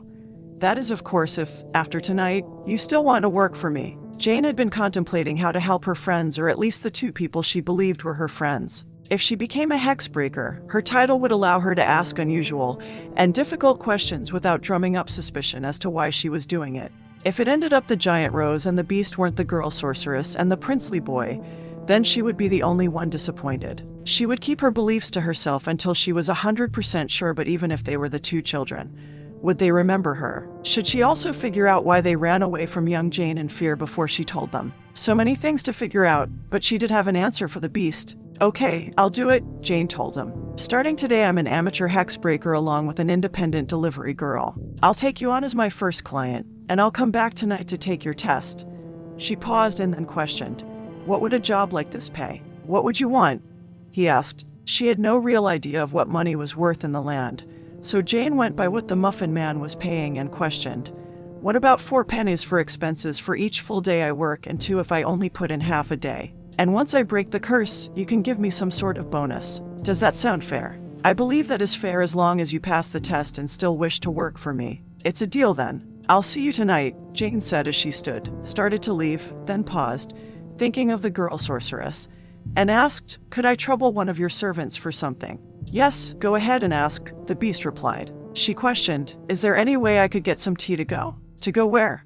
an invisible servant asked. "To go with me, of course, silly," Jane said as she chuckled. The servant told her, "I believe I can put some in a glass jar." "That would work. Thank you." Jane waited, and a few minutes later, a glass jar with a metal lid floated out to her. She took it, placed it in her backpack, and stated, "I'm off then, and I'll be back tonight." One moment, the beast spoke as he clapped his hands, and a chest floated into the area. He told her, "These belong to you." She looked at the chest and didn't recognize it. So she asked, "What does?" "These are the armor and weapons of the goblin that you slew in the robbery attempt last night. They may be of some use to you, or you can sell them." My servants rigorously cleaned all the items. The chest landed on the floor, and Jane went over, opened it, and looked into the chest. She removed the goblin's sword and sheath, and then she questioned, "Are you sure this is okay to take?" An invisible servant told her, "Yes, it is the law of the land. Once a foe has been utterly defeated, what belongs to them belongs to the victor." Jane drew the short sword and examined the 3-foot-long double-edged blade. The steel had a blue tinge to the metal, and something was written on it. Jane examined the goblin engraved name Paper Cut, and then she chuckled. The beast told her, "I believe the sword is magical, but you will not be able to unlock its potential until you can read its goblin name." "It's like my club then," Jane said, and then she blurted, "I believe the name of the sword is Paper Cut. You can read the goblin language?" He uttered and then said, "I am shocked that you admitted to knowing one of the wicked languages." "Goblin language," Jane exclaimed as she pointed to the blade. "It's written right here in English." He examined the script she pointed to, and then he said, "I am not sure what English is, but that is written in the goblin language." "What do you mean you don't know what English is?" "We're speaking it right now." "Jane, we are speaking my tongue. We are speaking Elvish. In my kingdom, Elvish is the common language," he said. "I always thought it would be nifty to learn Elvish, but I never had the time, and I always wanted to learn Klingonese too, so I don't know which of the two I would pick." Jane paused, and then she said, "As for knowing one of the wicked languages, maybe knowing other languages is part of my curse." "No curse comes with gifts," the beast explained to her. "You should know that, and since you spoke about it, I doubt it is part of some sort of curse." Jane examined Papricut's sheath, which was made from a dark brown skin with scales which were much, much larger than a snake's scale. She told the weapon, "For a goblin sword, you're very lovely." The blade twinkled with her comment as if it was pleased. Then she smoothed her hand over the blade and said to the beast, "I'll just take the sword and sheath for now. I won't be able to carry the rest of the stuff on my bike. I will have the rest of it delivered, and I will give you the chest as a gift." "Thanks," she said as she sheathed Papricut. "I'll be on my way. Thank you for brunch, and I'll see you tonight." The servant who waited on them waited until she left. And then he questioned the beast, "Are you sure it was wise to invite the female elf back here tonight? What about the master?" "I did say it was a test," the beast replied as if his statement was answer enough. "A test cannot be easy. It has to be difficult and trying if it is to be a true test." Rushing through the maze without the help of a fairy guide to show her the way, Jane followed the hedge walls, remembering every turn as if she had done it 100 times before. Sami serenaded through her heart as Jane hummed the tune, and she hurried to meet her friend again. She somehow stumbled into helping the beast, the princely boy. Now she needed to convince the giant rose, the girl sorceress, to allow her to try and break her hex also. She had no idea where to start with the plant enchantment. The beast's curse could be connected with a kiss or maybe a rose. Jane considered maybe the giant red rose was somehow linked to the beast, and maybe their curses had something in common. She found the hidden garden where the giant rose resided, and her thoughts went to the item she carried thoughtfully in her backpack, Erosa. "Erosa, I've come back like I promised, and I brought you something. You do not need to yell. I can hear you," Erosa told her with a hint of welcome hidden under her irritated tone. She perceived Jane entered the maze the moment she crossed the boundary line where the gate stood, and a sense of joy filled her. Erosa wondered why she didn't perceive this peculiar female elf before when she entered the maze the first time. Could it be she had been so obsessed with her own death that she ignored her ability to rule and govern the hedge labyrinth? The female elf rushed through the entrance into the dead garden with a big smile on her face, and it brightened the gloom and misery of the dead garden. Erosa's own heart smiled back. It had been so long since she felt like smiling, but she kept all of this to herself. "What did you bring me?" Erosa inquired, trying not to sound too excited or overly curious to see what it was. "I brought tea," Jane replied as she removed her backpack. She unzipped it and pulled out the glass jar filled with the brown liquid as she said, "It's black, and it's unsweetened.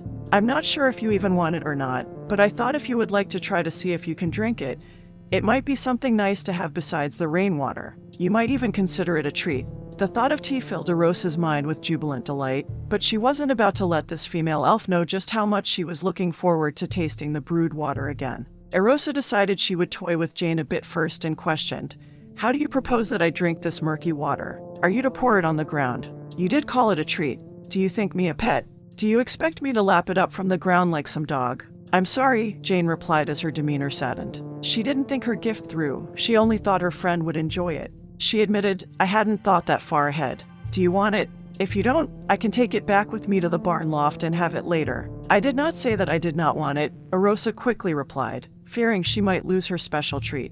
"I merely asked how you suggest that I partake of it and not look like some lowly animal doing so." Jane asked her, "Are you able to grab things? You can drink right from the glass jar if you're able to grab hold of it.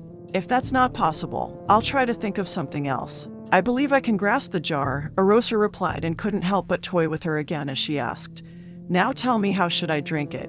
Will I simply pour it on my roots and cause myself to lap it up like a mongrel?" "No, silly," Jane answered. "Use your mouth. You can, can't you?" Her suggestion flustered Erosa, and she snapped, "You can see my face. You never said you could see my face. What does it matter if I can see your face?" Jane questioned her. "It matters because," Erosa started, and then she decided that she needed to keep that detail a secret. So she stated, "It matters because you know that I am more than a plant." "I know who you are," Jane replied. "I have known the moment I saw your lovely face again." Erosa wondered what she meant by again as she said, "I would thank you for the compliment, but my mother once told me to speak the truth always." She thought now would be a good time to leave a hint of who she was. So Jane said, "I told someone once we should always speak the truth, but sometimes it shouldn't be uttered." Jane waited, hoping to see some sort of recognition within the giant rose's face or to hear her say something that would tell her that maybe the giant rose did recognize her. Neither came, and Jane felt a smidgen of defeat. "I am not sure what you are trying to say to me, but I will uphold what my mother taught me." Erosa spoke. "Now let us return to the matter of my tea." "Of course," Jane told her. "We were talking about you drinking the tea with your mouth, and since we are talking about always speaking the truth, I think now is also a good time to bring up something." It sounds like you're trying to pick a fight with me. I thought we were starting to become good friends, but you seem to only want to argue. You caught on to my game very quickly, Erosa said. I guess I will have to find another game to play. After we have tea, Jane insisted. Are you going to partake tea with me? Erosa questioned, noticing she was a little excited at the notion herself. I forgot to bring myself a cup, Jane said as she turned to the exit. I could run back and ask for one, but I believe the servants or the beast might ask too many questions, and I haven't exactly told them I've been in here. Are you lying to the beast? No, not really. I just didn't tell him. I guess that does mean I've been sort of lying to him. Now I feel terrible. I should tell him I've been in here and that I've met you. Erosa told her. If you do that, he will become upset. I guess I'll have to figure out a way to tell him so he won't be upset, and I just thought of something. I'll be right back. Jane rushed out and shortly returned with her bike's water bottle. I can put a little tea in here and sit down and have tea with you or stand if you're not able to sit. Why would I want to have tea with you? Erosa questioned her. Because any food or beverage is better with friends sharing. And I thought you decided to play a different game with me than the one where you try to pick a fight. I did say I would figure out a different game, but I have to say you do throw out that word friends a lot. I know that I never said we were friends. You're right. I consider you a friend, but friendship only works when both people have the same feelings, Jane said with a bit of glumness to her tone. But it was soon replaced with optimism as she spoke. I'll restate my answer then. Food or beverage is better when you share it with friends or people you just met. I can accept that we are acquaintances, Erosa told her. Now please serve me my tea. Jane poured a little into her empty water bottle, then went over and set the glass jar close enough for Erosa to grab it. But she didn't get too close. Jane stepped back when she was done, and Erosa picked up the jar with one of her thorny tentacle vines. It was almost like the vine was a single finger wrapped around the glass. Erosa lifted the jar to her mouth within the red petals and took of the brown liquid, and it was as good as she remembered. The two of them sipped on their tea as Jane remained standing. Erosa closed her eyes and remembered tea parties gone by, but the memories were bittersweet, so she didn't linger on them very long. Jane waited until the giant rose finished half her jar, and then she spoke. I did want to tell you that I have a second job that might interest you. Why would such a thing interest me? Erosa questioned her. I'm a hexbreaker, Jane stated. I might have my first client, but first I have to pass the beast test tonight. If it is tonight, it will be an interesting test then, Erosa told her. If you're ever in need of a hexbreaker, I can offer you my services, Jane said. Ask me again once you have completed the beast test. Okay. I've actually already started on his case, so I was wondering if you might answer a few questions for me. I might, Erosa told her, and then she noticed the distance the female elf kept between the two of them. Somehow the female elf must know or subconsciously know how dangerous it was to be near her. It must be fear she sensed from her now. Erosa continued, but first I have a question of my own. Why do you not come a little closer? Are you afraid that I will hurt you? No, I was afraid of stepping on your feet or I mean your roots, Jane replied as she peered at the ground around the giant rose. I'm not sure how far out they go and how close to the ground they are. Jane lifted her gaze and questioned, is it okay for me to come closer? What Erosa had seen earlier wasn't fear but concern. Erosa wasn't sure that she liked the concern this female elf seemed to have for her, and yet in a way, it was also somewhat comforting. My roots are well in the ground, so it is fine for you to come closer, Erosa told her and then urged her, come and stand before me while we talk. Thank you, Jane said. I did feel a little awkward standing so far back. Jane moved forward and stood before the giant rose. And then she said, the questions I have for you are concerning the beast. I haven't been hired yet, but I'd like to go ahead and start the investigation. I know that his curse most likely concerns his appearance and that it might have something to do with something he did in his past if it's anything like the other fairy tales. She paused and then continued, I believe he has to be kissed by one who loves him and that maybe a rose is also involved. Since you are a rose, I was wondering if your curse has anything to do with his curse. The delight Erosa had over the tea evaporated as a sense of outrage rushed over her. She couldn't believe what she heard. The female elf spoke a lot of nonsense and things that Erosa didn't understand, but the female elf had already figured out how to break the beast's curse, and she had only been there a day. It infuriated Erosa to think that the beast's curse may be lifted while she was stuck in this horrendous dead garden with only this irritating female elf as company. She wasn't about to let this would-be hexbreaker take away the only gratification she had left in this world. The only satisfaction she had was in knowing that the beast was equally cursed as she. Erosa may be a prisoner of the dead garden, but he was a prisoner of his own vanity. She would make sure the female elf didn't break his curse, and she needed to act quickly while the female elf was distracted by her investigation. When Erosa was hexed, she wasn't completely helpless to the world around her. Her curse came with a few things she could defend herself with: 12 thorny vines covered in green leaves sprung out of her stem in curls, and she could move them about like tentacles. The thorns on the 12 tentacle vines were 2 inches long and could slice and pierce like daggers. A 13th vine she kept hidden, wrapped around her large stem, was thornless except for one large thorn at the vine's tip. The thorn was huge, a foot long but narrow, and it was very poisonous, like a stinger of a deadly scorpion. The poison contained in the stinger thorn melted her victims from the inside out in a slow, agonizing death.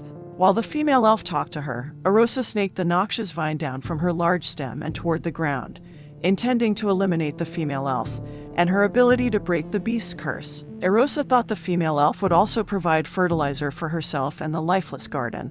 "I cannot tell you if our curses are related," Erosa replied to her question. "You're unable to tell me, like in the case that the curse prevents you, or you're unwilling to tell me?" Jane questioned. "You will have to figure that out for yourself," Erosa told her as the huge stinger thorn reached the ground and started to slither toward the female elf like a viper on the hunt. Jane realized she wouldn't get anywhere if she didn't convince the giant rose to help her. Jane thought about detective shows she'd watched and decided she needed something to give her in return for her help. So she asked, "What's the price?" "What do you mean?"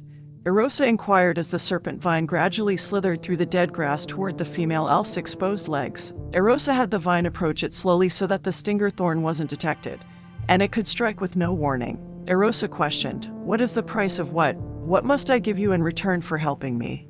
Jane answered, "I could offer you my services for free in exchange for your help." The stinger thorn paused as Erosa thought of a world where she was rid of her curse. She would be whole again and free to do as she willed. She could walk, no runabout on her legs, and have use of her arms and hands. Her dark black hair would flow down her shoulders, and she could eat. She could consume all the delightful foods and drinks she enjoyed, and most of all, she could have someone embrace her again in his loving arms. Erosa fell deep into her wishful thinking, but then she realized the female elf trapped her and used her own desires against her as if she weaved some sort of spell. Erosa couldn't let the claims of this female elf sway her from her murderous intent, and so the serpent vine continued on its deadly trek. "I decline your offer," Erosa told her. "Oh," Jane replied, and then she said, "I guess if you don't want to help him, I can't make you." Jane thought about the way she had gone about questioning her friend, realized how it sounded, and then she said, "I'm sorry. I intended to offer my services for free anyway. I shouldn't have used the offer to pry information from you. Please forgive me." The way the female elf spoke and her bizarre actions baffled Erosa. The apology seemed genuine, and the offer to help her with her enchantment also seemed genuine, but Erosa had been fooled before by someone who confessed his love and his undying devotion to her. Sentiment couldn't be trusted, so anyone professing to care couldn't be trusted. The only things that could be relied upon were actions and words brought on by lust, greed, and the desire for power. Erosa saw none of those attributes in the female elf, so she had to be hiding something from her.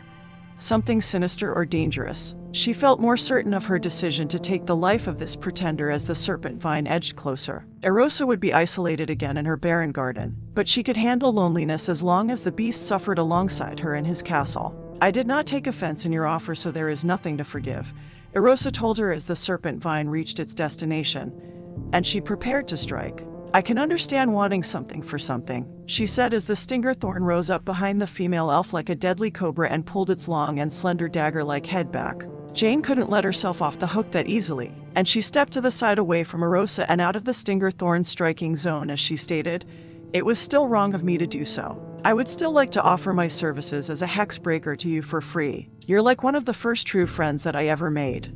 She realized how it sounded, so she restated, "I mean to say you're like one of the first friends I've made since I arrived here." "You consider us friends?" Erosa uttered as if repeating a joke. "Yes, silly, but maybe in your eyes we're not there yet," Jane replied as she moved back over to Erosa. "I do not care what you claim. I am unwilling to help the beast," Erosa said, knowing the female elf would take back her offer to help once she knew that fact. "He does not deserve redemption, and therefore, he does not deserve to be released from his curse." Hearing the anger and the passion of one who had been betrayed in her voice, Jane knew there was so much more to the giant rose and the beast than she could possibly understand. She took the opportunity to find out a little about her. So Jane stated, "You sound like you know him very well."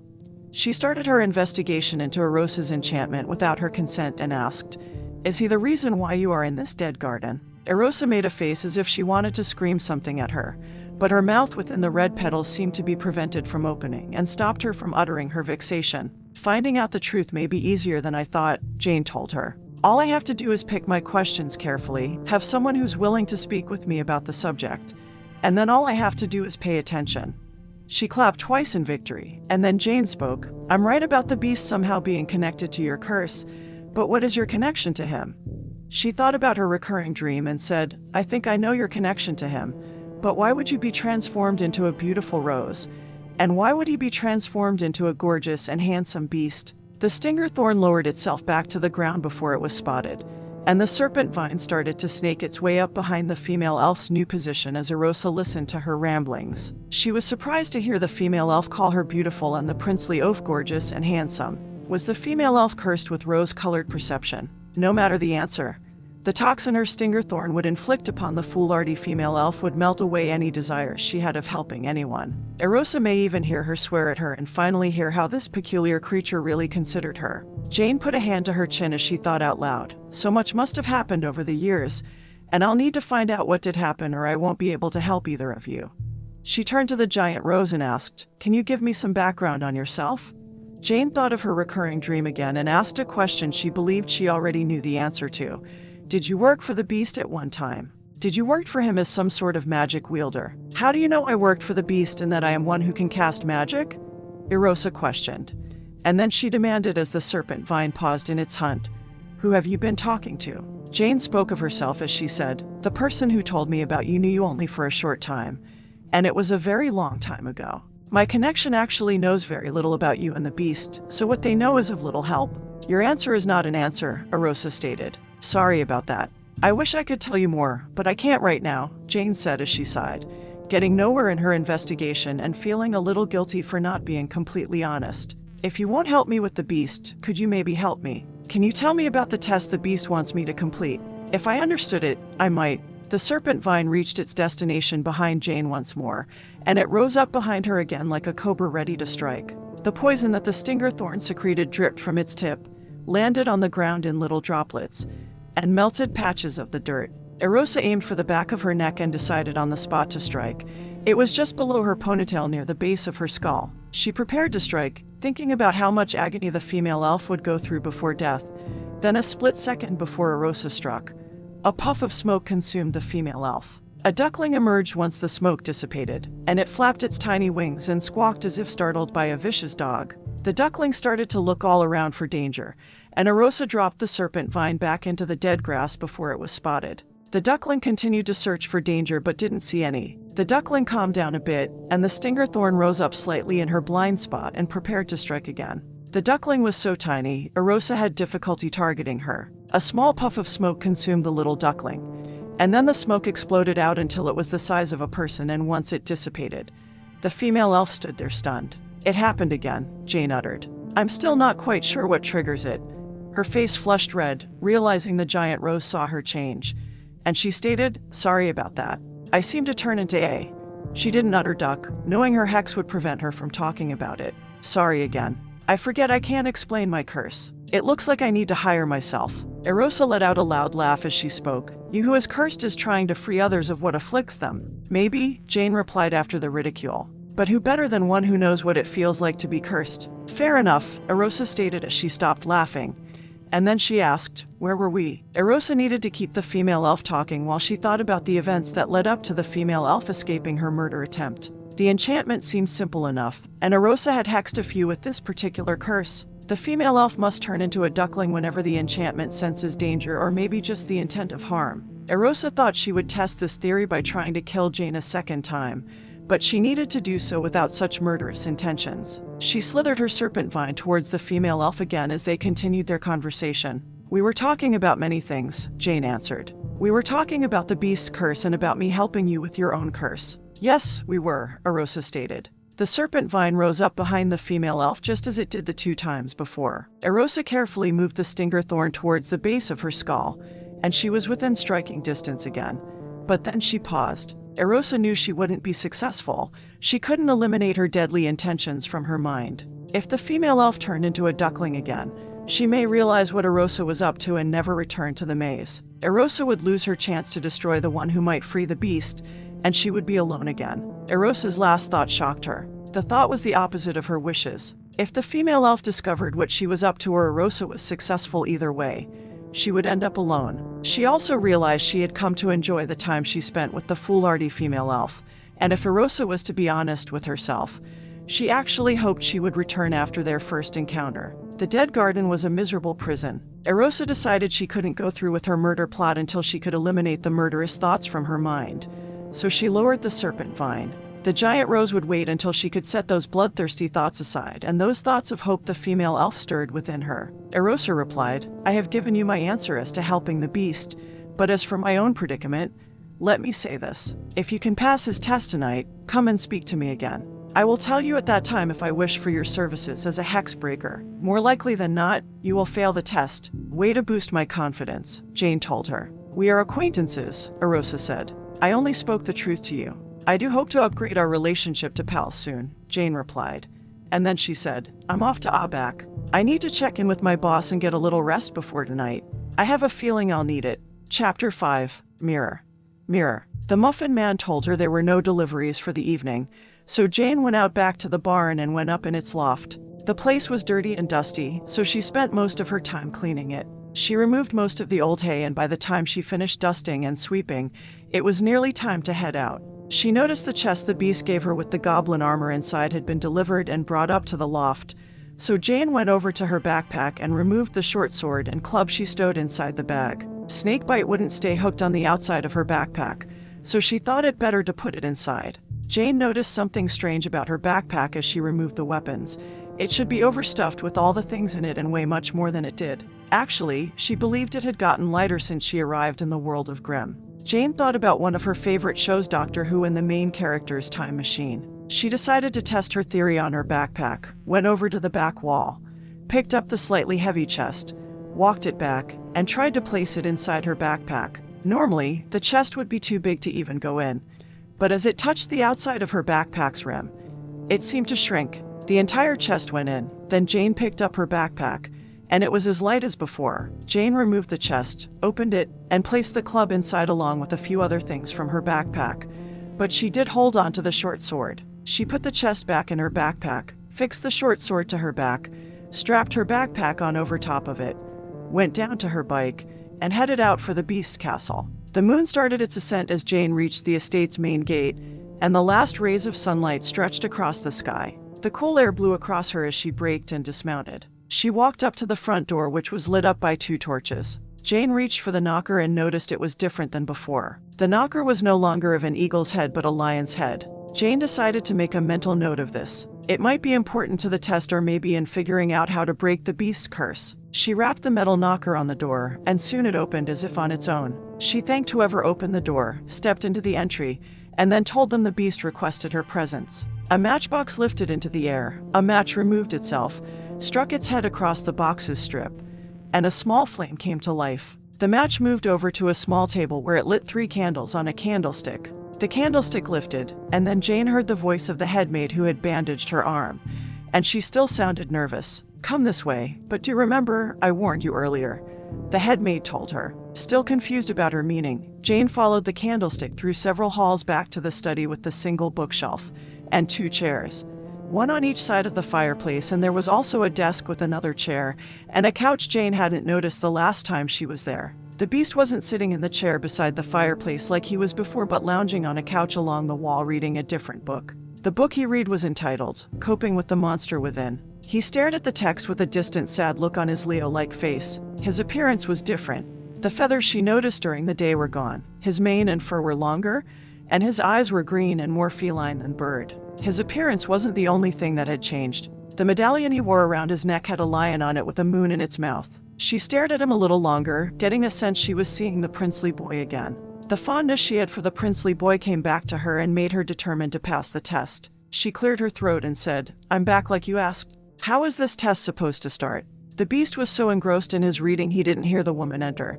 Not that she was sneaking in. With his keen sense of hearing, he should have heard her when she first entered his castle. He sat up and turned, so he could peer at her, and didn't respond to her questions as he spoke. "You have returned. You should have listened to what I told you." "I believe I listened very carefully. You told me to come back tonight. Was I supposed to come back at a different time, or has the test already started?" she asked, and when he didn't answer, she said, "You didn't say this test would be easy." Jane paused to see if he would respond, and when he didn't, she decided the test had started, and she needed to figure out his name, so to break the ice, she asked, "How are things going?" The beast remained silent. Jane stated with concern, "You're very quiet. Is everything okay?" Jane moved closer as she thought about what happened the night before, then glanced around and whispered, "You're not being held hostage again, are you?" He watched her as she went on and never moved his gaze from her, and then he stated, "I do not perceive what he sees in you. I do know your secret, so it has clouded my judgment.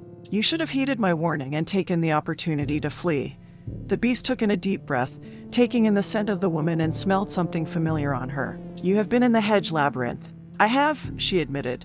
"I've been meaning to talk to you about that and get—" He interrupted, "You would be wise to never tell him of this. His fury will not be withheld from you. You would also be wise to never return to the hedge labyrinth." For the first time, Jane felt uncomfortable under the beast's stare, and she wasn't sure what she should say to him at that point.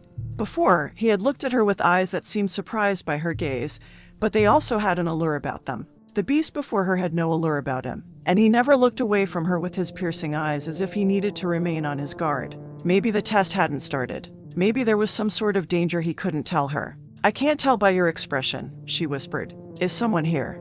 Jane cautiously glanced around as she asked, "Maybe someone who might have an arrow pointed at you or me." The beast was amused by the woman's thoughts, and he stood and took a few steps toward her as he said, "You are persistent. Maybe that is what he likes about you. I am not sure he did send you to me. Maybe he does not like you at all." He walked around her as if inspecting a filly he was considering he might purchase. "Do you know he never even told me you were coming? The head maid was all hush-hush around me, and she only becomes that way when she is threatened. I should have been wary of her secretiveness." He said. Jane stated, "I'm not sure I understand. Are you talking about the master of the castle who roams the night that the head maid told me about this morning?" The beast ignored her question as he spoke. "I cannot tell. Is he excited you are here and that you might be her?" He grabbed her chin and examined her face, and his touch wasn't gentle as it had been. Knowing him, he does not think that you are the beauty to his beast. His touch wasn't rough either, but firm and unrelenting as he stated, "I still cannot tell. Does he wish for your death, or does he merely want to toy with you? You spoke of a test. What is it? Please let go of me," she demanded in a soft-spoken voice. When he first touched her, Jane blushed, but it wasn't from his affectionate attention. No, it was created by a rising fear, sounding a warning within her. The beast was completely different than he was before. "Tell me about the test," he insisted. She stated, "You should know the test. You gave it to me. All I want you to do is simply tell me what I told you," the beast demanded. "I'm to discover your name." "What were my exact words?" the beast questioned. "Is a forgetful spell on you?" she asked, and then she answered, "You said, I want you to return tonight once it is dark, and at that time, I want you to talk with me. I want you to figure out my real name." She paused and then asked, "Is that what you wanted to hear? You do know that he sees you as nothing special. If he only knew the secret that I do, then he would know you are more than special. He would know what you are and run screaming to the village below and tell everyone. You should have heeded my warning. It might not be too late to do so." "What secret are you talking about?" Jane asked. He leaned close and whispered in her ear, "The one you revealed to me after you saved me." The beast straightened and told her, "Wait until he finds out. If you think I am cruel, wait until he finds out your secret. You will see a side of me I have always tried to keep hidden." "What secret?" she demanded, and then she asked, "Who's this he you keep referring to? Is he the master who roams the night? I don't understand your test at all." Frustrated and a little frightened, she snapped, "What do you want me to do?" "I do not want you to do anything. I wanted you to leave. I wanted to show you my gratitude for saving me by allowing you to leave. I cannot help it if you did not heed my warning." Jane pointed a finger at him and declared, "You are the master who roams the night. It would seem you can see some things, but what is important to you eludes your reasoning." She thought she already had the answer to the test and questioned, "Is your name the master who roams the night, or the master?" "It is not. It is merely what he calls me. The master who monopolizes the light," she thought out loud. "Are you catching on to something right underneath my nose?" The beast inquired of her, a bit impressed, and then he stated, "I am curious.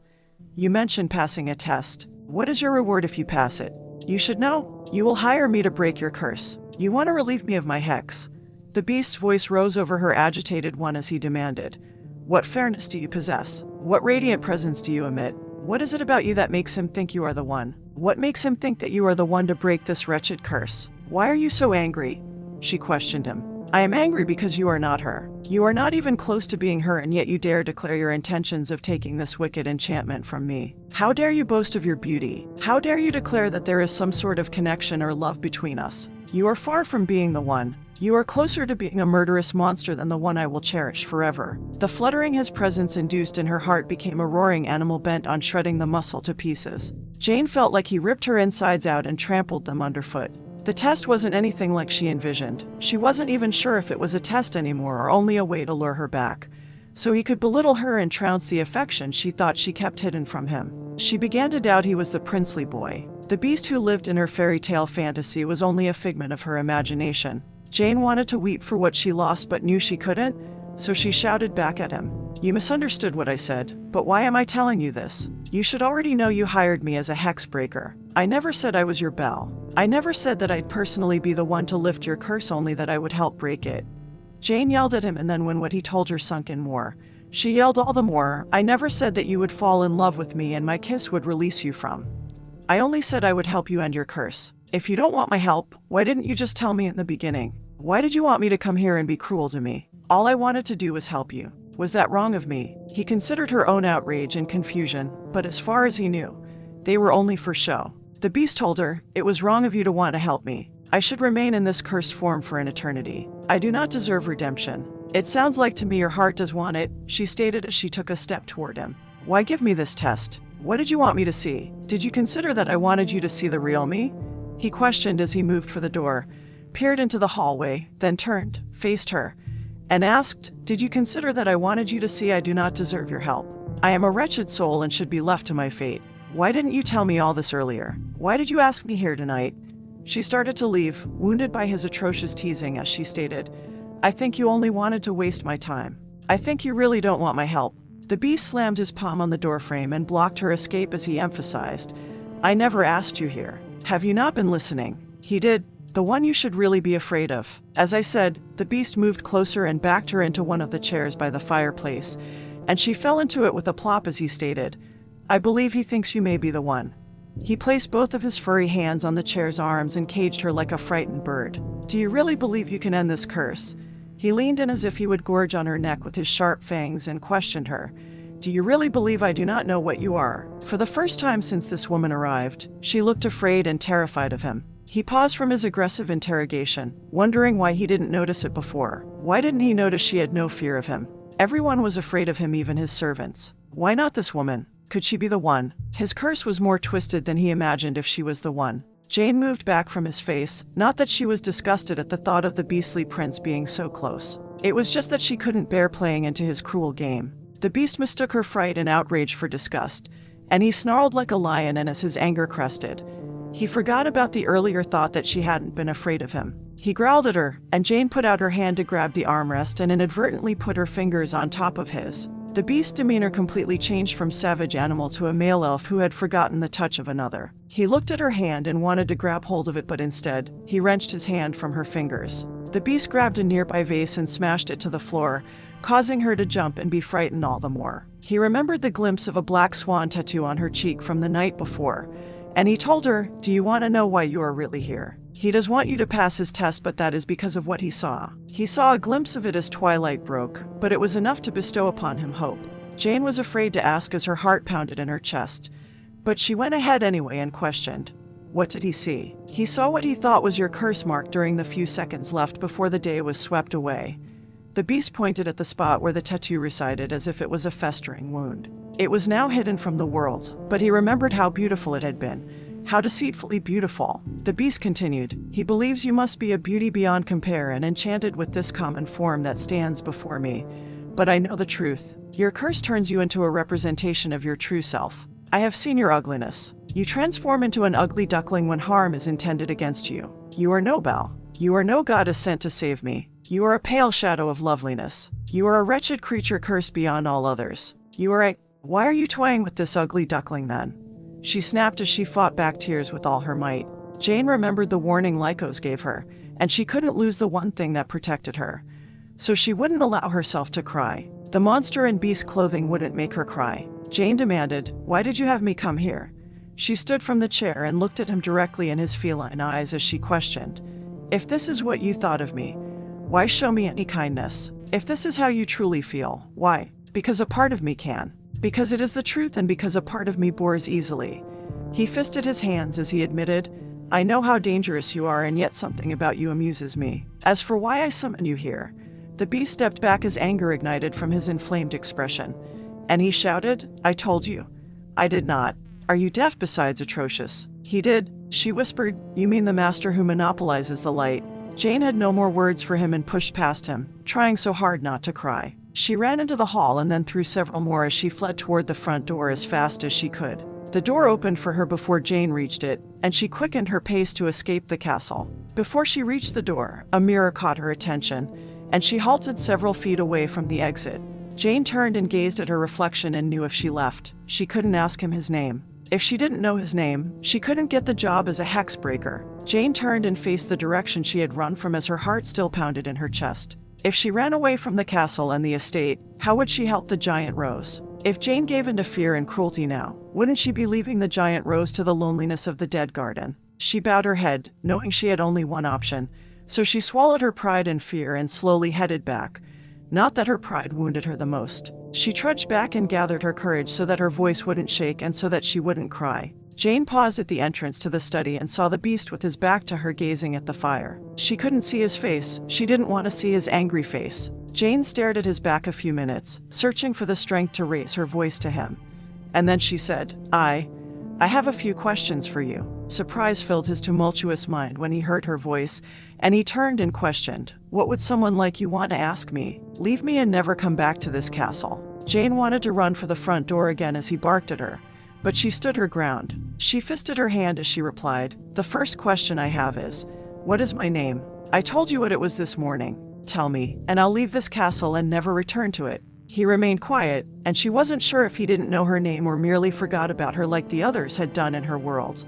The beast did seem to know her, just not her name, and Jane believed things were starting to fall into place concerning the test she needed to pass. I'll continue with my questioning then. Proceed, but I do not have to answer you, the beast told her. After everything you have said to me, after all the cruel. She let the rest of the sentence drop and asked, Why should I break your curse? Tell me why I should help you. What about you makes you worthy of my efforts, or what about you is worth saving? I haven't seen one thing. I thought I did earlier, but I must have been mistaken. He stood there dumbstruck by her inquiry. A part of him would say that the curse had been unjustly placed upon him, but that was a lie. A part of him would claim his status as royalty put him above others, and by his birthright, he should be free of the enchantment. But things like that didn't make him better than others, only worthy of his hex. He couldn't see a reason why he deserved redemption. Why would Grimm be better with the old you in it? She asked, and then when he didn't answer her, she told him out of anger, I think if you would have changed from the person you were before, your curse would have been lifted by now. Her anger seemed to be the only thing keeping her from crying, so she held onto it with all her might. I have a feeling what stands before me is the real you. I'm not talking about your outward appearance. The physical you I see is majestic and grand, but that is just on the outside. Your character and your soul must be very beastly and dark. From what I've heard and seen, there seem to be many reasons why I shouldn't help you, but I can't think of one reason why I should. She paused, and then she demanded, Tell me one, just one, or don't you even have a reason? For the first time, the woman unbalanced him and set him off his game. The beast couldn't understand what she had done to him. It was as if she hexed his tongue. Your silence tells me you have no reason. Just as I thought, Jane spoke as she glared at the beast. She took a step into his study, forgetting the animalistic power he must possess and what he could do to her if he so wished it. Jane looked him up and down, and then she asked, Are you some cruel animal? He was shot down by her accusation, so he roared at her and lifted up his clawed fingers as if to strike her down. You do see me as hideous. I'm not talking about your appearance. She screamed back, and then Jane calmed herself and told him, I'm talking about your heart. Who would want to help someone like... She decided to be kinder with her words and said, ... like the person I met tonight? She thought about the mirror she peered into earlier. And Jane questioned, Is this what he wanted me to see? He wanted me to see you. The beast uttered. Do you understand? I don't know, she admitted. At first, I thought you were only messing with me, then I thought maybe you were his evil twin brother. But after standing in the hall, after looking at my own reflection, she said, I believe you are his mirror reflection, a mirror version of him. You're the same person split into two, and I believe this is part of the curse that inflicts you. He considered everything she said. The woman may not be a belle, but her ability to see things was uncanny if she could figure out so much in such a short period of time. I'll take your non-answer to mean that I'm right. Jane spoke as she felt deeply scarred by the words this beast had told her. Were his angry outbursts and brutal accusations really a part of the beast who swept away her heart? If I am correct about everything I've said, answer my one question, she said, and then asked, what is your name? Do you still want to know my name after everything I have put you through? He questioned her. Why would you want the position? Why would I let you take the position? You have no right to ask me any more questions. Tell me your name, Jane repeated, and then she demanded with more force, what is your name? He didn't reply. You don't want to tell me. Fine by me. She yelled, turned, and started out. I've done my part by just trying. I can't say I didn't do my best. You're the one who in the end decided to reject my offer to help you. Forest Lunar, he shouted after her. As I am now, my name is Forest Lunar. She paused at the door of the study and spoke over her shoulder, somehow knowing things she shouldn't. Forest Lunar. It means Night of the Moon. Jane chuckled and then added as she headed for the front door, some chivalrous warrior you are. I believe Moonbeast fits you better. As the name was spoken from her lips, a burning sensation hit his hand, and he turned it over. A pale blue half-moon tattoo appeared on his right palm, and where the tattoo appeared, his fur disappeared so that the tattoo could be clearly seen. The beast had been named again since his cursed form, and he took part in the first step towards his redemption whether he wanted to or not. The first step would only be complete if his other half also received his new name and the one they both despised. Moonbeast quickly moved into the hall and watched the woman leave. He finally understood what his other half thought he saw in her. But he was wrong. She wasn't a beauty bewitched. She was a wolf in Duckling's clothing. Jane marched toward the front door again as a Kansas-sized tornado of emotions whirled within her. The mirror she glimpsed before wasn't the one the Queen peered into asking who was the fairest one of all or the one Alice jumped into and found herself in Wonderland. The mirror she found herself peering into was the one from Star Trek where one version of a person stood in one universe, and another version of that same person stood in another. Jane believed somehow those two halves would have to come together to make the beast whole again. But all the things she saw in Moonbeast made her hate him. She wasn't sure she wanted to see the two halves come together, not if Moonbeast was a part of him. She thought the master who monopolized the light would be better off without him, but could she help him while this other darker part of him existed? Chapter 6. Decisions and Discoveries. Red Northland's Fury and Woodsman of the Sacred Oak stopped just outside of the village as darkness dominated the night, and they peered at the sign lost to time and equally lost to a few weeds. AaBack was posted on the top sign, and on the posted sign below it was written, Village of the Yaman Slayer. Woodsman held a magical lantern they acquired with great difficulty and at great expense. We can test the lantern of illumination here, and once we do, we will know if it is the genuine article.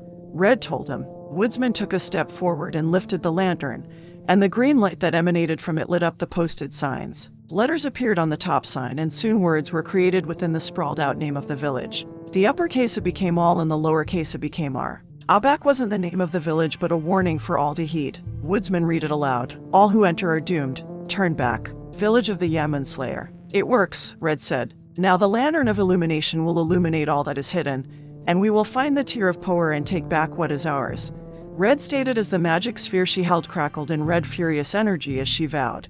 And if I ever see that werewolf again, I will murder him for betraying us. Jane made it to the bathing house before it closed and was able to rid herself of the dirt and grime of the day. She removed her bandage and found her arm completely healed. Whatever the head maid put on it must have done the trick. Jane put her well-used flash t-shirt and cargo shorts along with her undergarments back on. She needed to go shopping and purchase pajamas and at least 2 more sets of clothes to allow for laundering.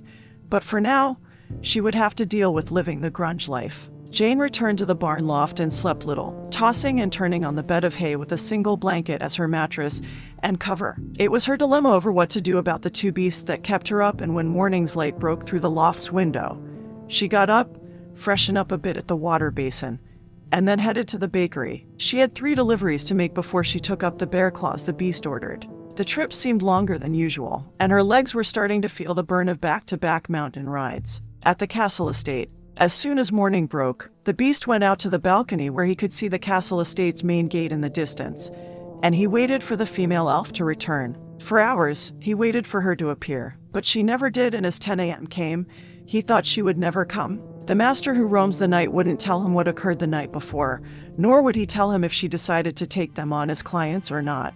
The beast wondered if it had been an ill-conceived idea to allow her to see his other half. Maybe he should have warned her before she took his test to expect trouble, and his decision to let her go in blind may have cost him dearly. The more the beast thought about it, the more anxious he became, thinking the female elf may never return and that he may remain as he was forever. He turned and started to head inside and go to his study when he heard a guard shout who had been posted at the main gate. The beast turned, and his heart lifted with hope when he saw the female elf ride in on her two-wheeled contraption. He wanted to run down to the front door and rush out to her to discover her answer, but he contained his excitement and waited for her to be brought to him. The beast headed for his study, realizing just because she was there didn't mean she successfully acquired the other's name or that she would accept the position. He still needed to hear it from her lips, so he paced his study as agonizing minutes went by. One of his servants brought the female elf to him, and she wouldn't look at him as she normally did. The female elf seemed to take great care in making sure that she didn't look at him. The beast wanted to jump right into the conversation, but he maintained his manners and questioned her. "Would you like something to eat, or perhaps you would like something to drink?" "I would prefer to talk about the matter that we spoke of last night." He didn't like the way she sounded and feared she would reject the position. Jane told him, "I met with you last night, and I discovered something." She lifted her eyes and stared right at him as she accused. "You have lied to me. When I questioned you who the master of the castle was, you told me that you were the master, which is true. But it's also not true. I can't have such tiny lies between us if I'm to help you. Does that mean you will? Please don't interrupt me until I finish," she said, turning away from his excited and pleased expression. And then she admitted, "I'm having a hard time telling you this and can't answer any of your questions just yet." Jane paused and then continued, "I did as you wanted me to. You wanted me to take a test, but what you really wanted, you wanted me to see the other part of you that I'll also be helping." Jane put a hand on her own shoulder as she went on speaking to him with her back still to him. "He was so angry and annoyed with me, and I still don't understand the reason for it." Jane realized she'd gotten off track a bit, so she got back on the subject by saying, "You wanted me to discover your name, and I did find out the name of the one who roams the night, but that's not your name. Your name must be Forest Solar, which means night of the day, and you must be the master who monopolizes the light." Hearing her utter his name was the sweetest thing he had heard in years. The beast didn't think she could pass his test, but he hoped more than he realized as he stood there in stunned reverie. The beast said nothing to her, so she turned to him and inquired, "Have I passed your test? Do you wish for me to take on your curse and see if I can break it?" "You have, and I do, and might I say, I am amazed he told you his name." Jane didn't want to speak about Moon Beast, so she went ahead with the rest and told him, "I have conditions if I'm to take the job. I want complete access to every part of your castle and every inch of your estate. If I ask a question, you're never to lie to me. You're never to hide anything from me. I really hate it when people lie to me, even if it is just a little. I agree to your terms. Are there any other conditions?" "I never want to speak to your other half again," she replied, and then she asked, "Is there a way for me to ask him questions without actually being in his presence?" "There is some time after the sun sets and the moon starts to rise, and there is also some time right before the sun rises and the moon nears the horizon that the two of us can communicate with each other. I can ask him questions at that time, but there is no guarantee that he will answer them. The two of us do not get along. I also want you to promise that you'll never hinder my investigation into your own or someone else's curse." "I can agree to that," the beast told her. "If you accept all of my terms, we'll begin now," Jane told him. She started to ask him a question when he stepped forward and took her into her arms. Jane didn't expect this and wondered what he was doing. She was tired and mentally drained, and it felt good to be held, so she stood there a few moments in his embrace. "I am sorry," he finally spoke. "I am sorry I put you through what must have been a horrible ordeal."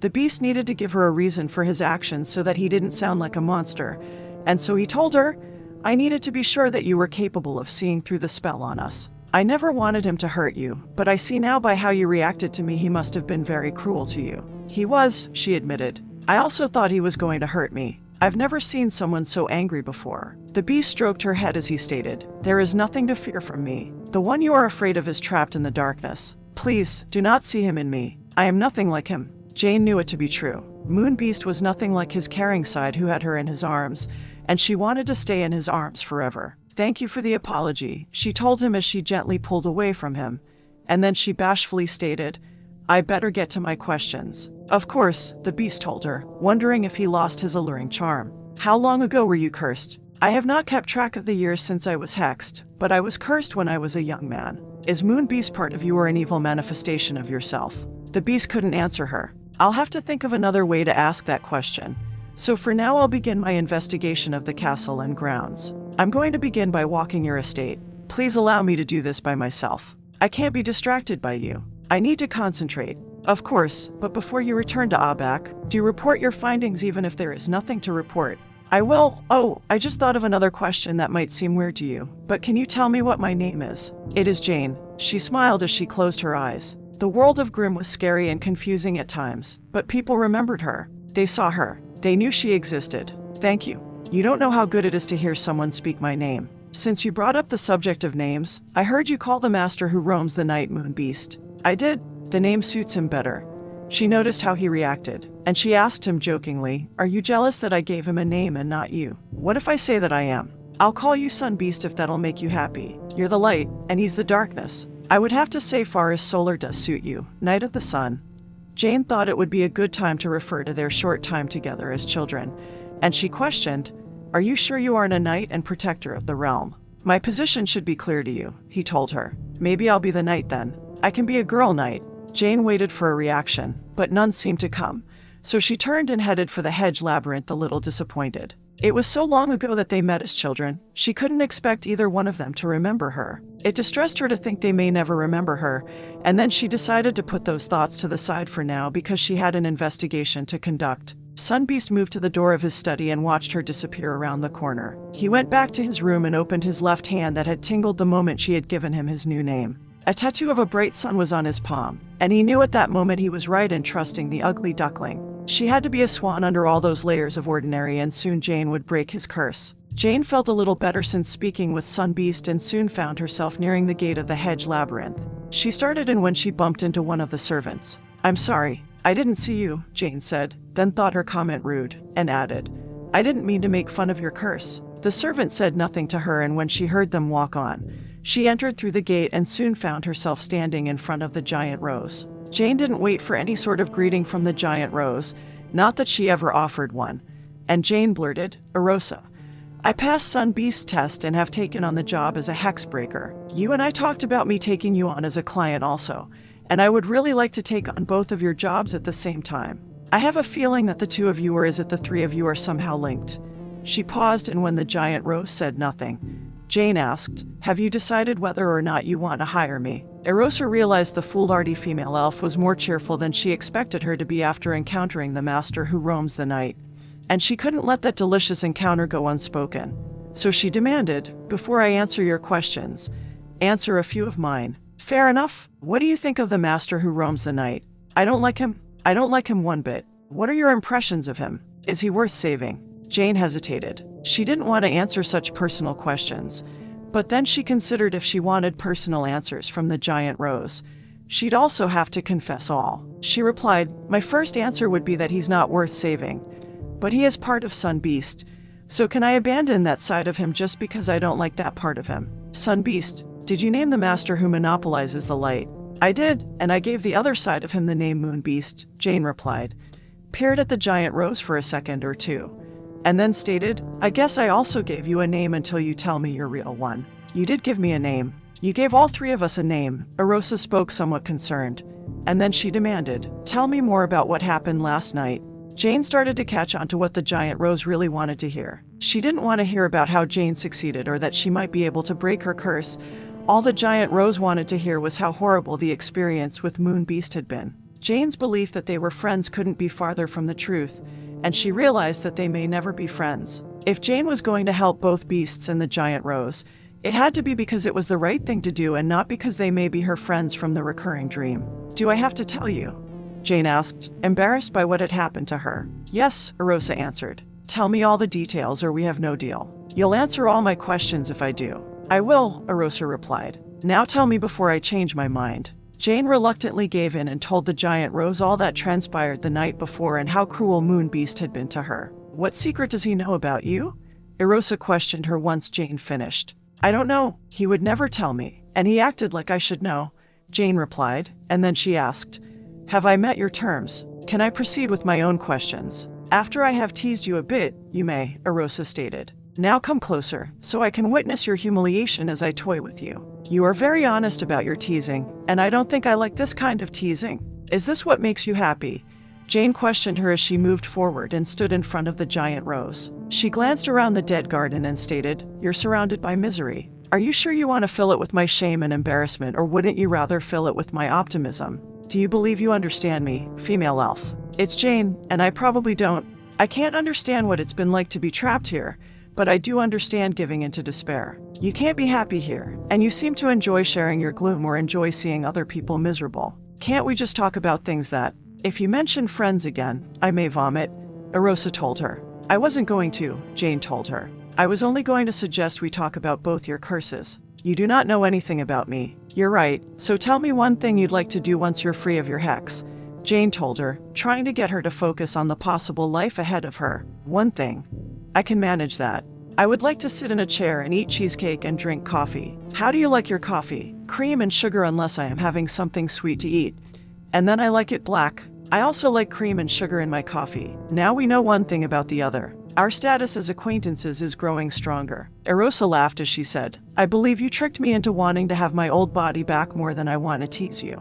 You win this round. Go ahead and ask your questions, would-be hexbreaker." Jane was pleased to hear the giant rose laugh, and so she went ahead with her investigation. "From our earlier discussion, I can guess that you're a sorceress. You seem very bitter towards both beasts. I hope it didn't offend you to hear that. I would like to know if you're the one who cursed him." Erosa considered how close the female elf had gotten in the short time she had been there. Erosa decided that she couldn't wait anymore and that she needed to eliminate the female elf. But how did she know that she was a sorceress? There were many types of magical users, but the female elf spoke her class by name. There was also the curse the female elf had upon her that protected Jane. Erosa would have to strike without thinking about how much she wanted her dead. "The question you just posed is worth quite a bit," Erosa stated, and then she questioned, "What sort of reward would I get for answering it?" "Reward? Oh, I get it. A different type of game. I can play. What sort of reward would you want?" "You will have to tell me something," Erosa replied. "What sort of?" Jane's face lit up in horror and distracted Erosa as she continued. "Reward is worth." The giant rose continued to watch as the female elf's jaw dropped in astonishment. Erosa finished with, ... the answer to such an important question. "Worm," Jane replied. "Worm. Not exactly the reward I was thinking of," Erosa told her. Jane lifted her arm and pointed at her in terror as she repeated, "Worm. There's a worm crawling on one of your tentacle vines. Pests do occasionally crawl on me, so there is nothing? It's huge," Jane uttered and then spread her hands apart, showing her as she told her.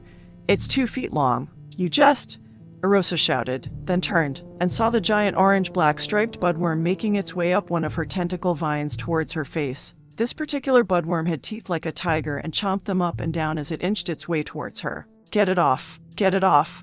she shrieked. "It is going to eat me." Jane removed her backpack, dropped it on the ground, then drew Papercut, and charged in to save her friend. Erosa whipped her 12 tentacle vines about as she frenzied in terror. She tried to whip the worm off of her, but it held on like a hungry tiger holding onto its kill. Erosa tried to grab the budworm with her other tentacle vines, but she couldn't pry it off. Jane shielded her face in fear of getting hit herself by one of the thorn-covered vines. "Erosa, hold still. I'll get the bug, but you have to hold still. Get it off. Get it off before it eats me." Jane realized her friend was too terrified to hold still, so she proceeded into the tunnel of angry vines with her short sword at the ready. She reached the tentacle vine with the budworm, and she prepared to stab the bug, but the tentacle vine thrashed about too much for her to hit her target. So Jane grabbed the thorny appendage with her left hand and felt something stab her finger. She attacked the budworm with Papercut, piercing it through its side. The bug wriggled about on the end of her blade, and Jane shrilled like a B-movie scream queen, turned, and swiped the sword down, flinging the budworm far away. "Is it dead? Is it dead?" Erosa questioned. Jane crept over to the budworm, and when it wriggled again on the ground, she stabbed it several times with her short sword as she shouted, "Die, die, die. Is it dead?" Erosa asked. Jane stared at the creature in 100 pieces and replied, "I think so." She stabbed it once more and answered, "Yes, it's dead." She walked back over to the giant rose and said, "I was so freaked out. That bug was huge. I was more terrified. It was crawling toward my face to chomp it off," Erosa told her. "No, I was more scared. I had to navigate through your thorny tentacle vines and hit the bug with my sword while you wiggled about like some crazed octopus. I was more scared. Did you see the teeth on that thing?" "No," Jane told her. "I only noticed an axe mark on its back, but the thing did keep squishing as I repeatedly stabbed it with my sword. I thought I was going to be sick." The two of them stared at one another for a few seconds, and then they both started laughing. "You should have seen you," Arosa started. "You were screaming like a deranged banshee and stabbing the dirt so hard I thought you had killed the ground. A ground that was already dead. Me. What about you? You were all like, 'Get it off me. Get it off me.'" They laughed about it some more. Jane looked at her finger as she said, "You even got me good with one of your thorns. Come here. I will heal it for you." "Thank you," Jane spoke as she approached. "I don't think I've ever screamed so hard or laughed so hard. I also cannot remember a time when I was so terrified and then filled with such delightful cheer and laughter. You are a peculiar female elf, and one I would gladly call an acquaintance." "You're going to make me blush going on like that," Jane told her as she saw a few of the fairies fly into the dead garden from their hiding places among the maze. She smiled at seeing them, and then told Arosa, "If you're not careful, someone might accuse you of liking me just a little." She lifted her left hand to the giant rose just as the fairies began to sing. Jane thought they would sing Sami, but their song was different and one she didn't recognize. "I will be careful. I have a reputation to keep," Arosa spoke as she tenderly took her hand with one of her tentacle vines and then raised another tentacle vine to cast a healing spell. The female elf. Jane. She decided Jane didn't need to die. Arosa would simply mislead her on her investigation, and then they could remain as acquaintances and have more of these enjoyable times together. It had been too long since she felt so happy or full of joy. Arosa paused before casting the healing spell as she stared at the cut on Jane's finger. Red blood ran from the cut her thorn unintentional inflicted, and the crimson liquid triggered a reaction within Arosa. A reaction that all those cursed by the monstrous curse were forced to react. Within the castle, "Master," one of the servants shouted out of breath. "Yes, what is it?" Sunbeast inquired. "I ran into Mistress Jane near the hedge labyrinth." "Why bring this to my attention?" Sunbeast questioned him. "I told all of you she may go wherever she wills. She went into the hedge labyrinth." Panic set in as Sunbeast uttered, "It is locked." "How did she get in?" "I do not know, only that she entered the cursed place." "Guards! Guards!" Sunbeast yelled as he rushed for the hedge labyrinth. The hedge labyrinth, within the dead garden. Arosa continued to stare at Jane's finger as an enchanted terror weaved its spell upon her and struck Arosa with fear that unsteadied her entire being. The one who created happiness and joy in her only brought deception. She wanted to lift her roots out of the ground and flee from the creature before her. Arosa froze like a rabbit before a giant troll as she moved her gaze to Jane's face. Did this monster realize she knew what it was? Jane still held her short sword in her other hand. Did she plan on hacking her into pieces just as she had done the budworm? Arosa needed to act quickly, so she uncoiled the serpent vine from around her stem, and it snaked its way towards the ground. "What's wrong?" Jane asked. "You look pale. Are you feeling sick?" "I am fine," Arosa told her in a nervous tone. Jane realized the giant rose had started acting the same way the headmaid had acted around her. "Something's wrong," Jane insisted. "Did the worm frighten you more than you let on?" "I didn't mean to make fun of you if it did." Arosa had to think of something to keep Jane in place while she prepared to strike her with her stinger thorn. She also needed to gauge the intention of this monster, so she told her, "I am very frightened, but not of the budworm." "What are you afraid of? Have you ever heard of a yaman?" Arosa watched her, but Jane never flinched or gave any indication Arosa had discovered her secret. Jane went on as if they were having a simple conversation. "I saw the name on the sign as I entered AaBack, and the old witch who lives in the gingerbread house claimed one attacked her home." Jane told her, and then she questioned, "What is a yaman?" "Everyone seems to be afraid of them, but no one can tell me what they look like." "Are they really that frightening?" "They are more frightening than you can imagine," Arosa told her as the serpent vine rose up behind Jane. "I'll protect you," Jane told her. "I am a knight of the realm after all and a very good acquaintance of yours. Call my name, and I promise I'll come save you." Jane glanced around the tunnel of vines she stood in as Arosa had yet to pull them back to herself, and Jane felt very close to the giant rose-like friend should be. Memories of her time with the girl sorceress flashed through her mind, and at that moment, she was so sure the giant rose was the girl sorceress. "Arosa, yes, I have a secret I want to tell you, but I don't know if you're ready to hear it or that you'll believe me." Arosa was so sure Jane would blurt out her horrible secret right before she swung her sword and chopped her in half. She raised up her stinger thorn, aiming for the base of her skull and prepared to strike before Jane did. "What sort of secret?" Arosa questioned. "I don't have a contact who told me about you and the beast. I know that you're a sorceress and that he's a prince because—" "Jane?"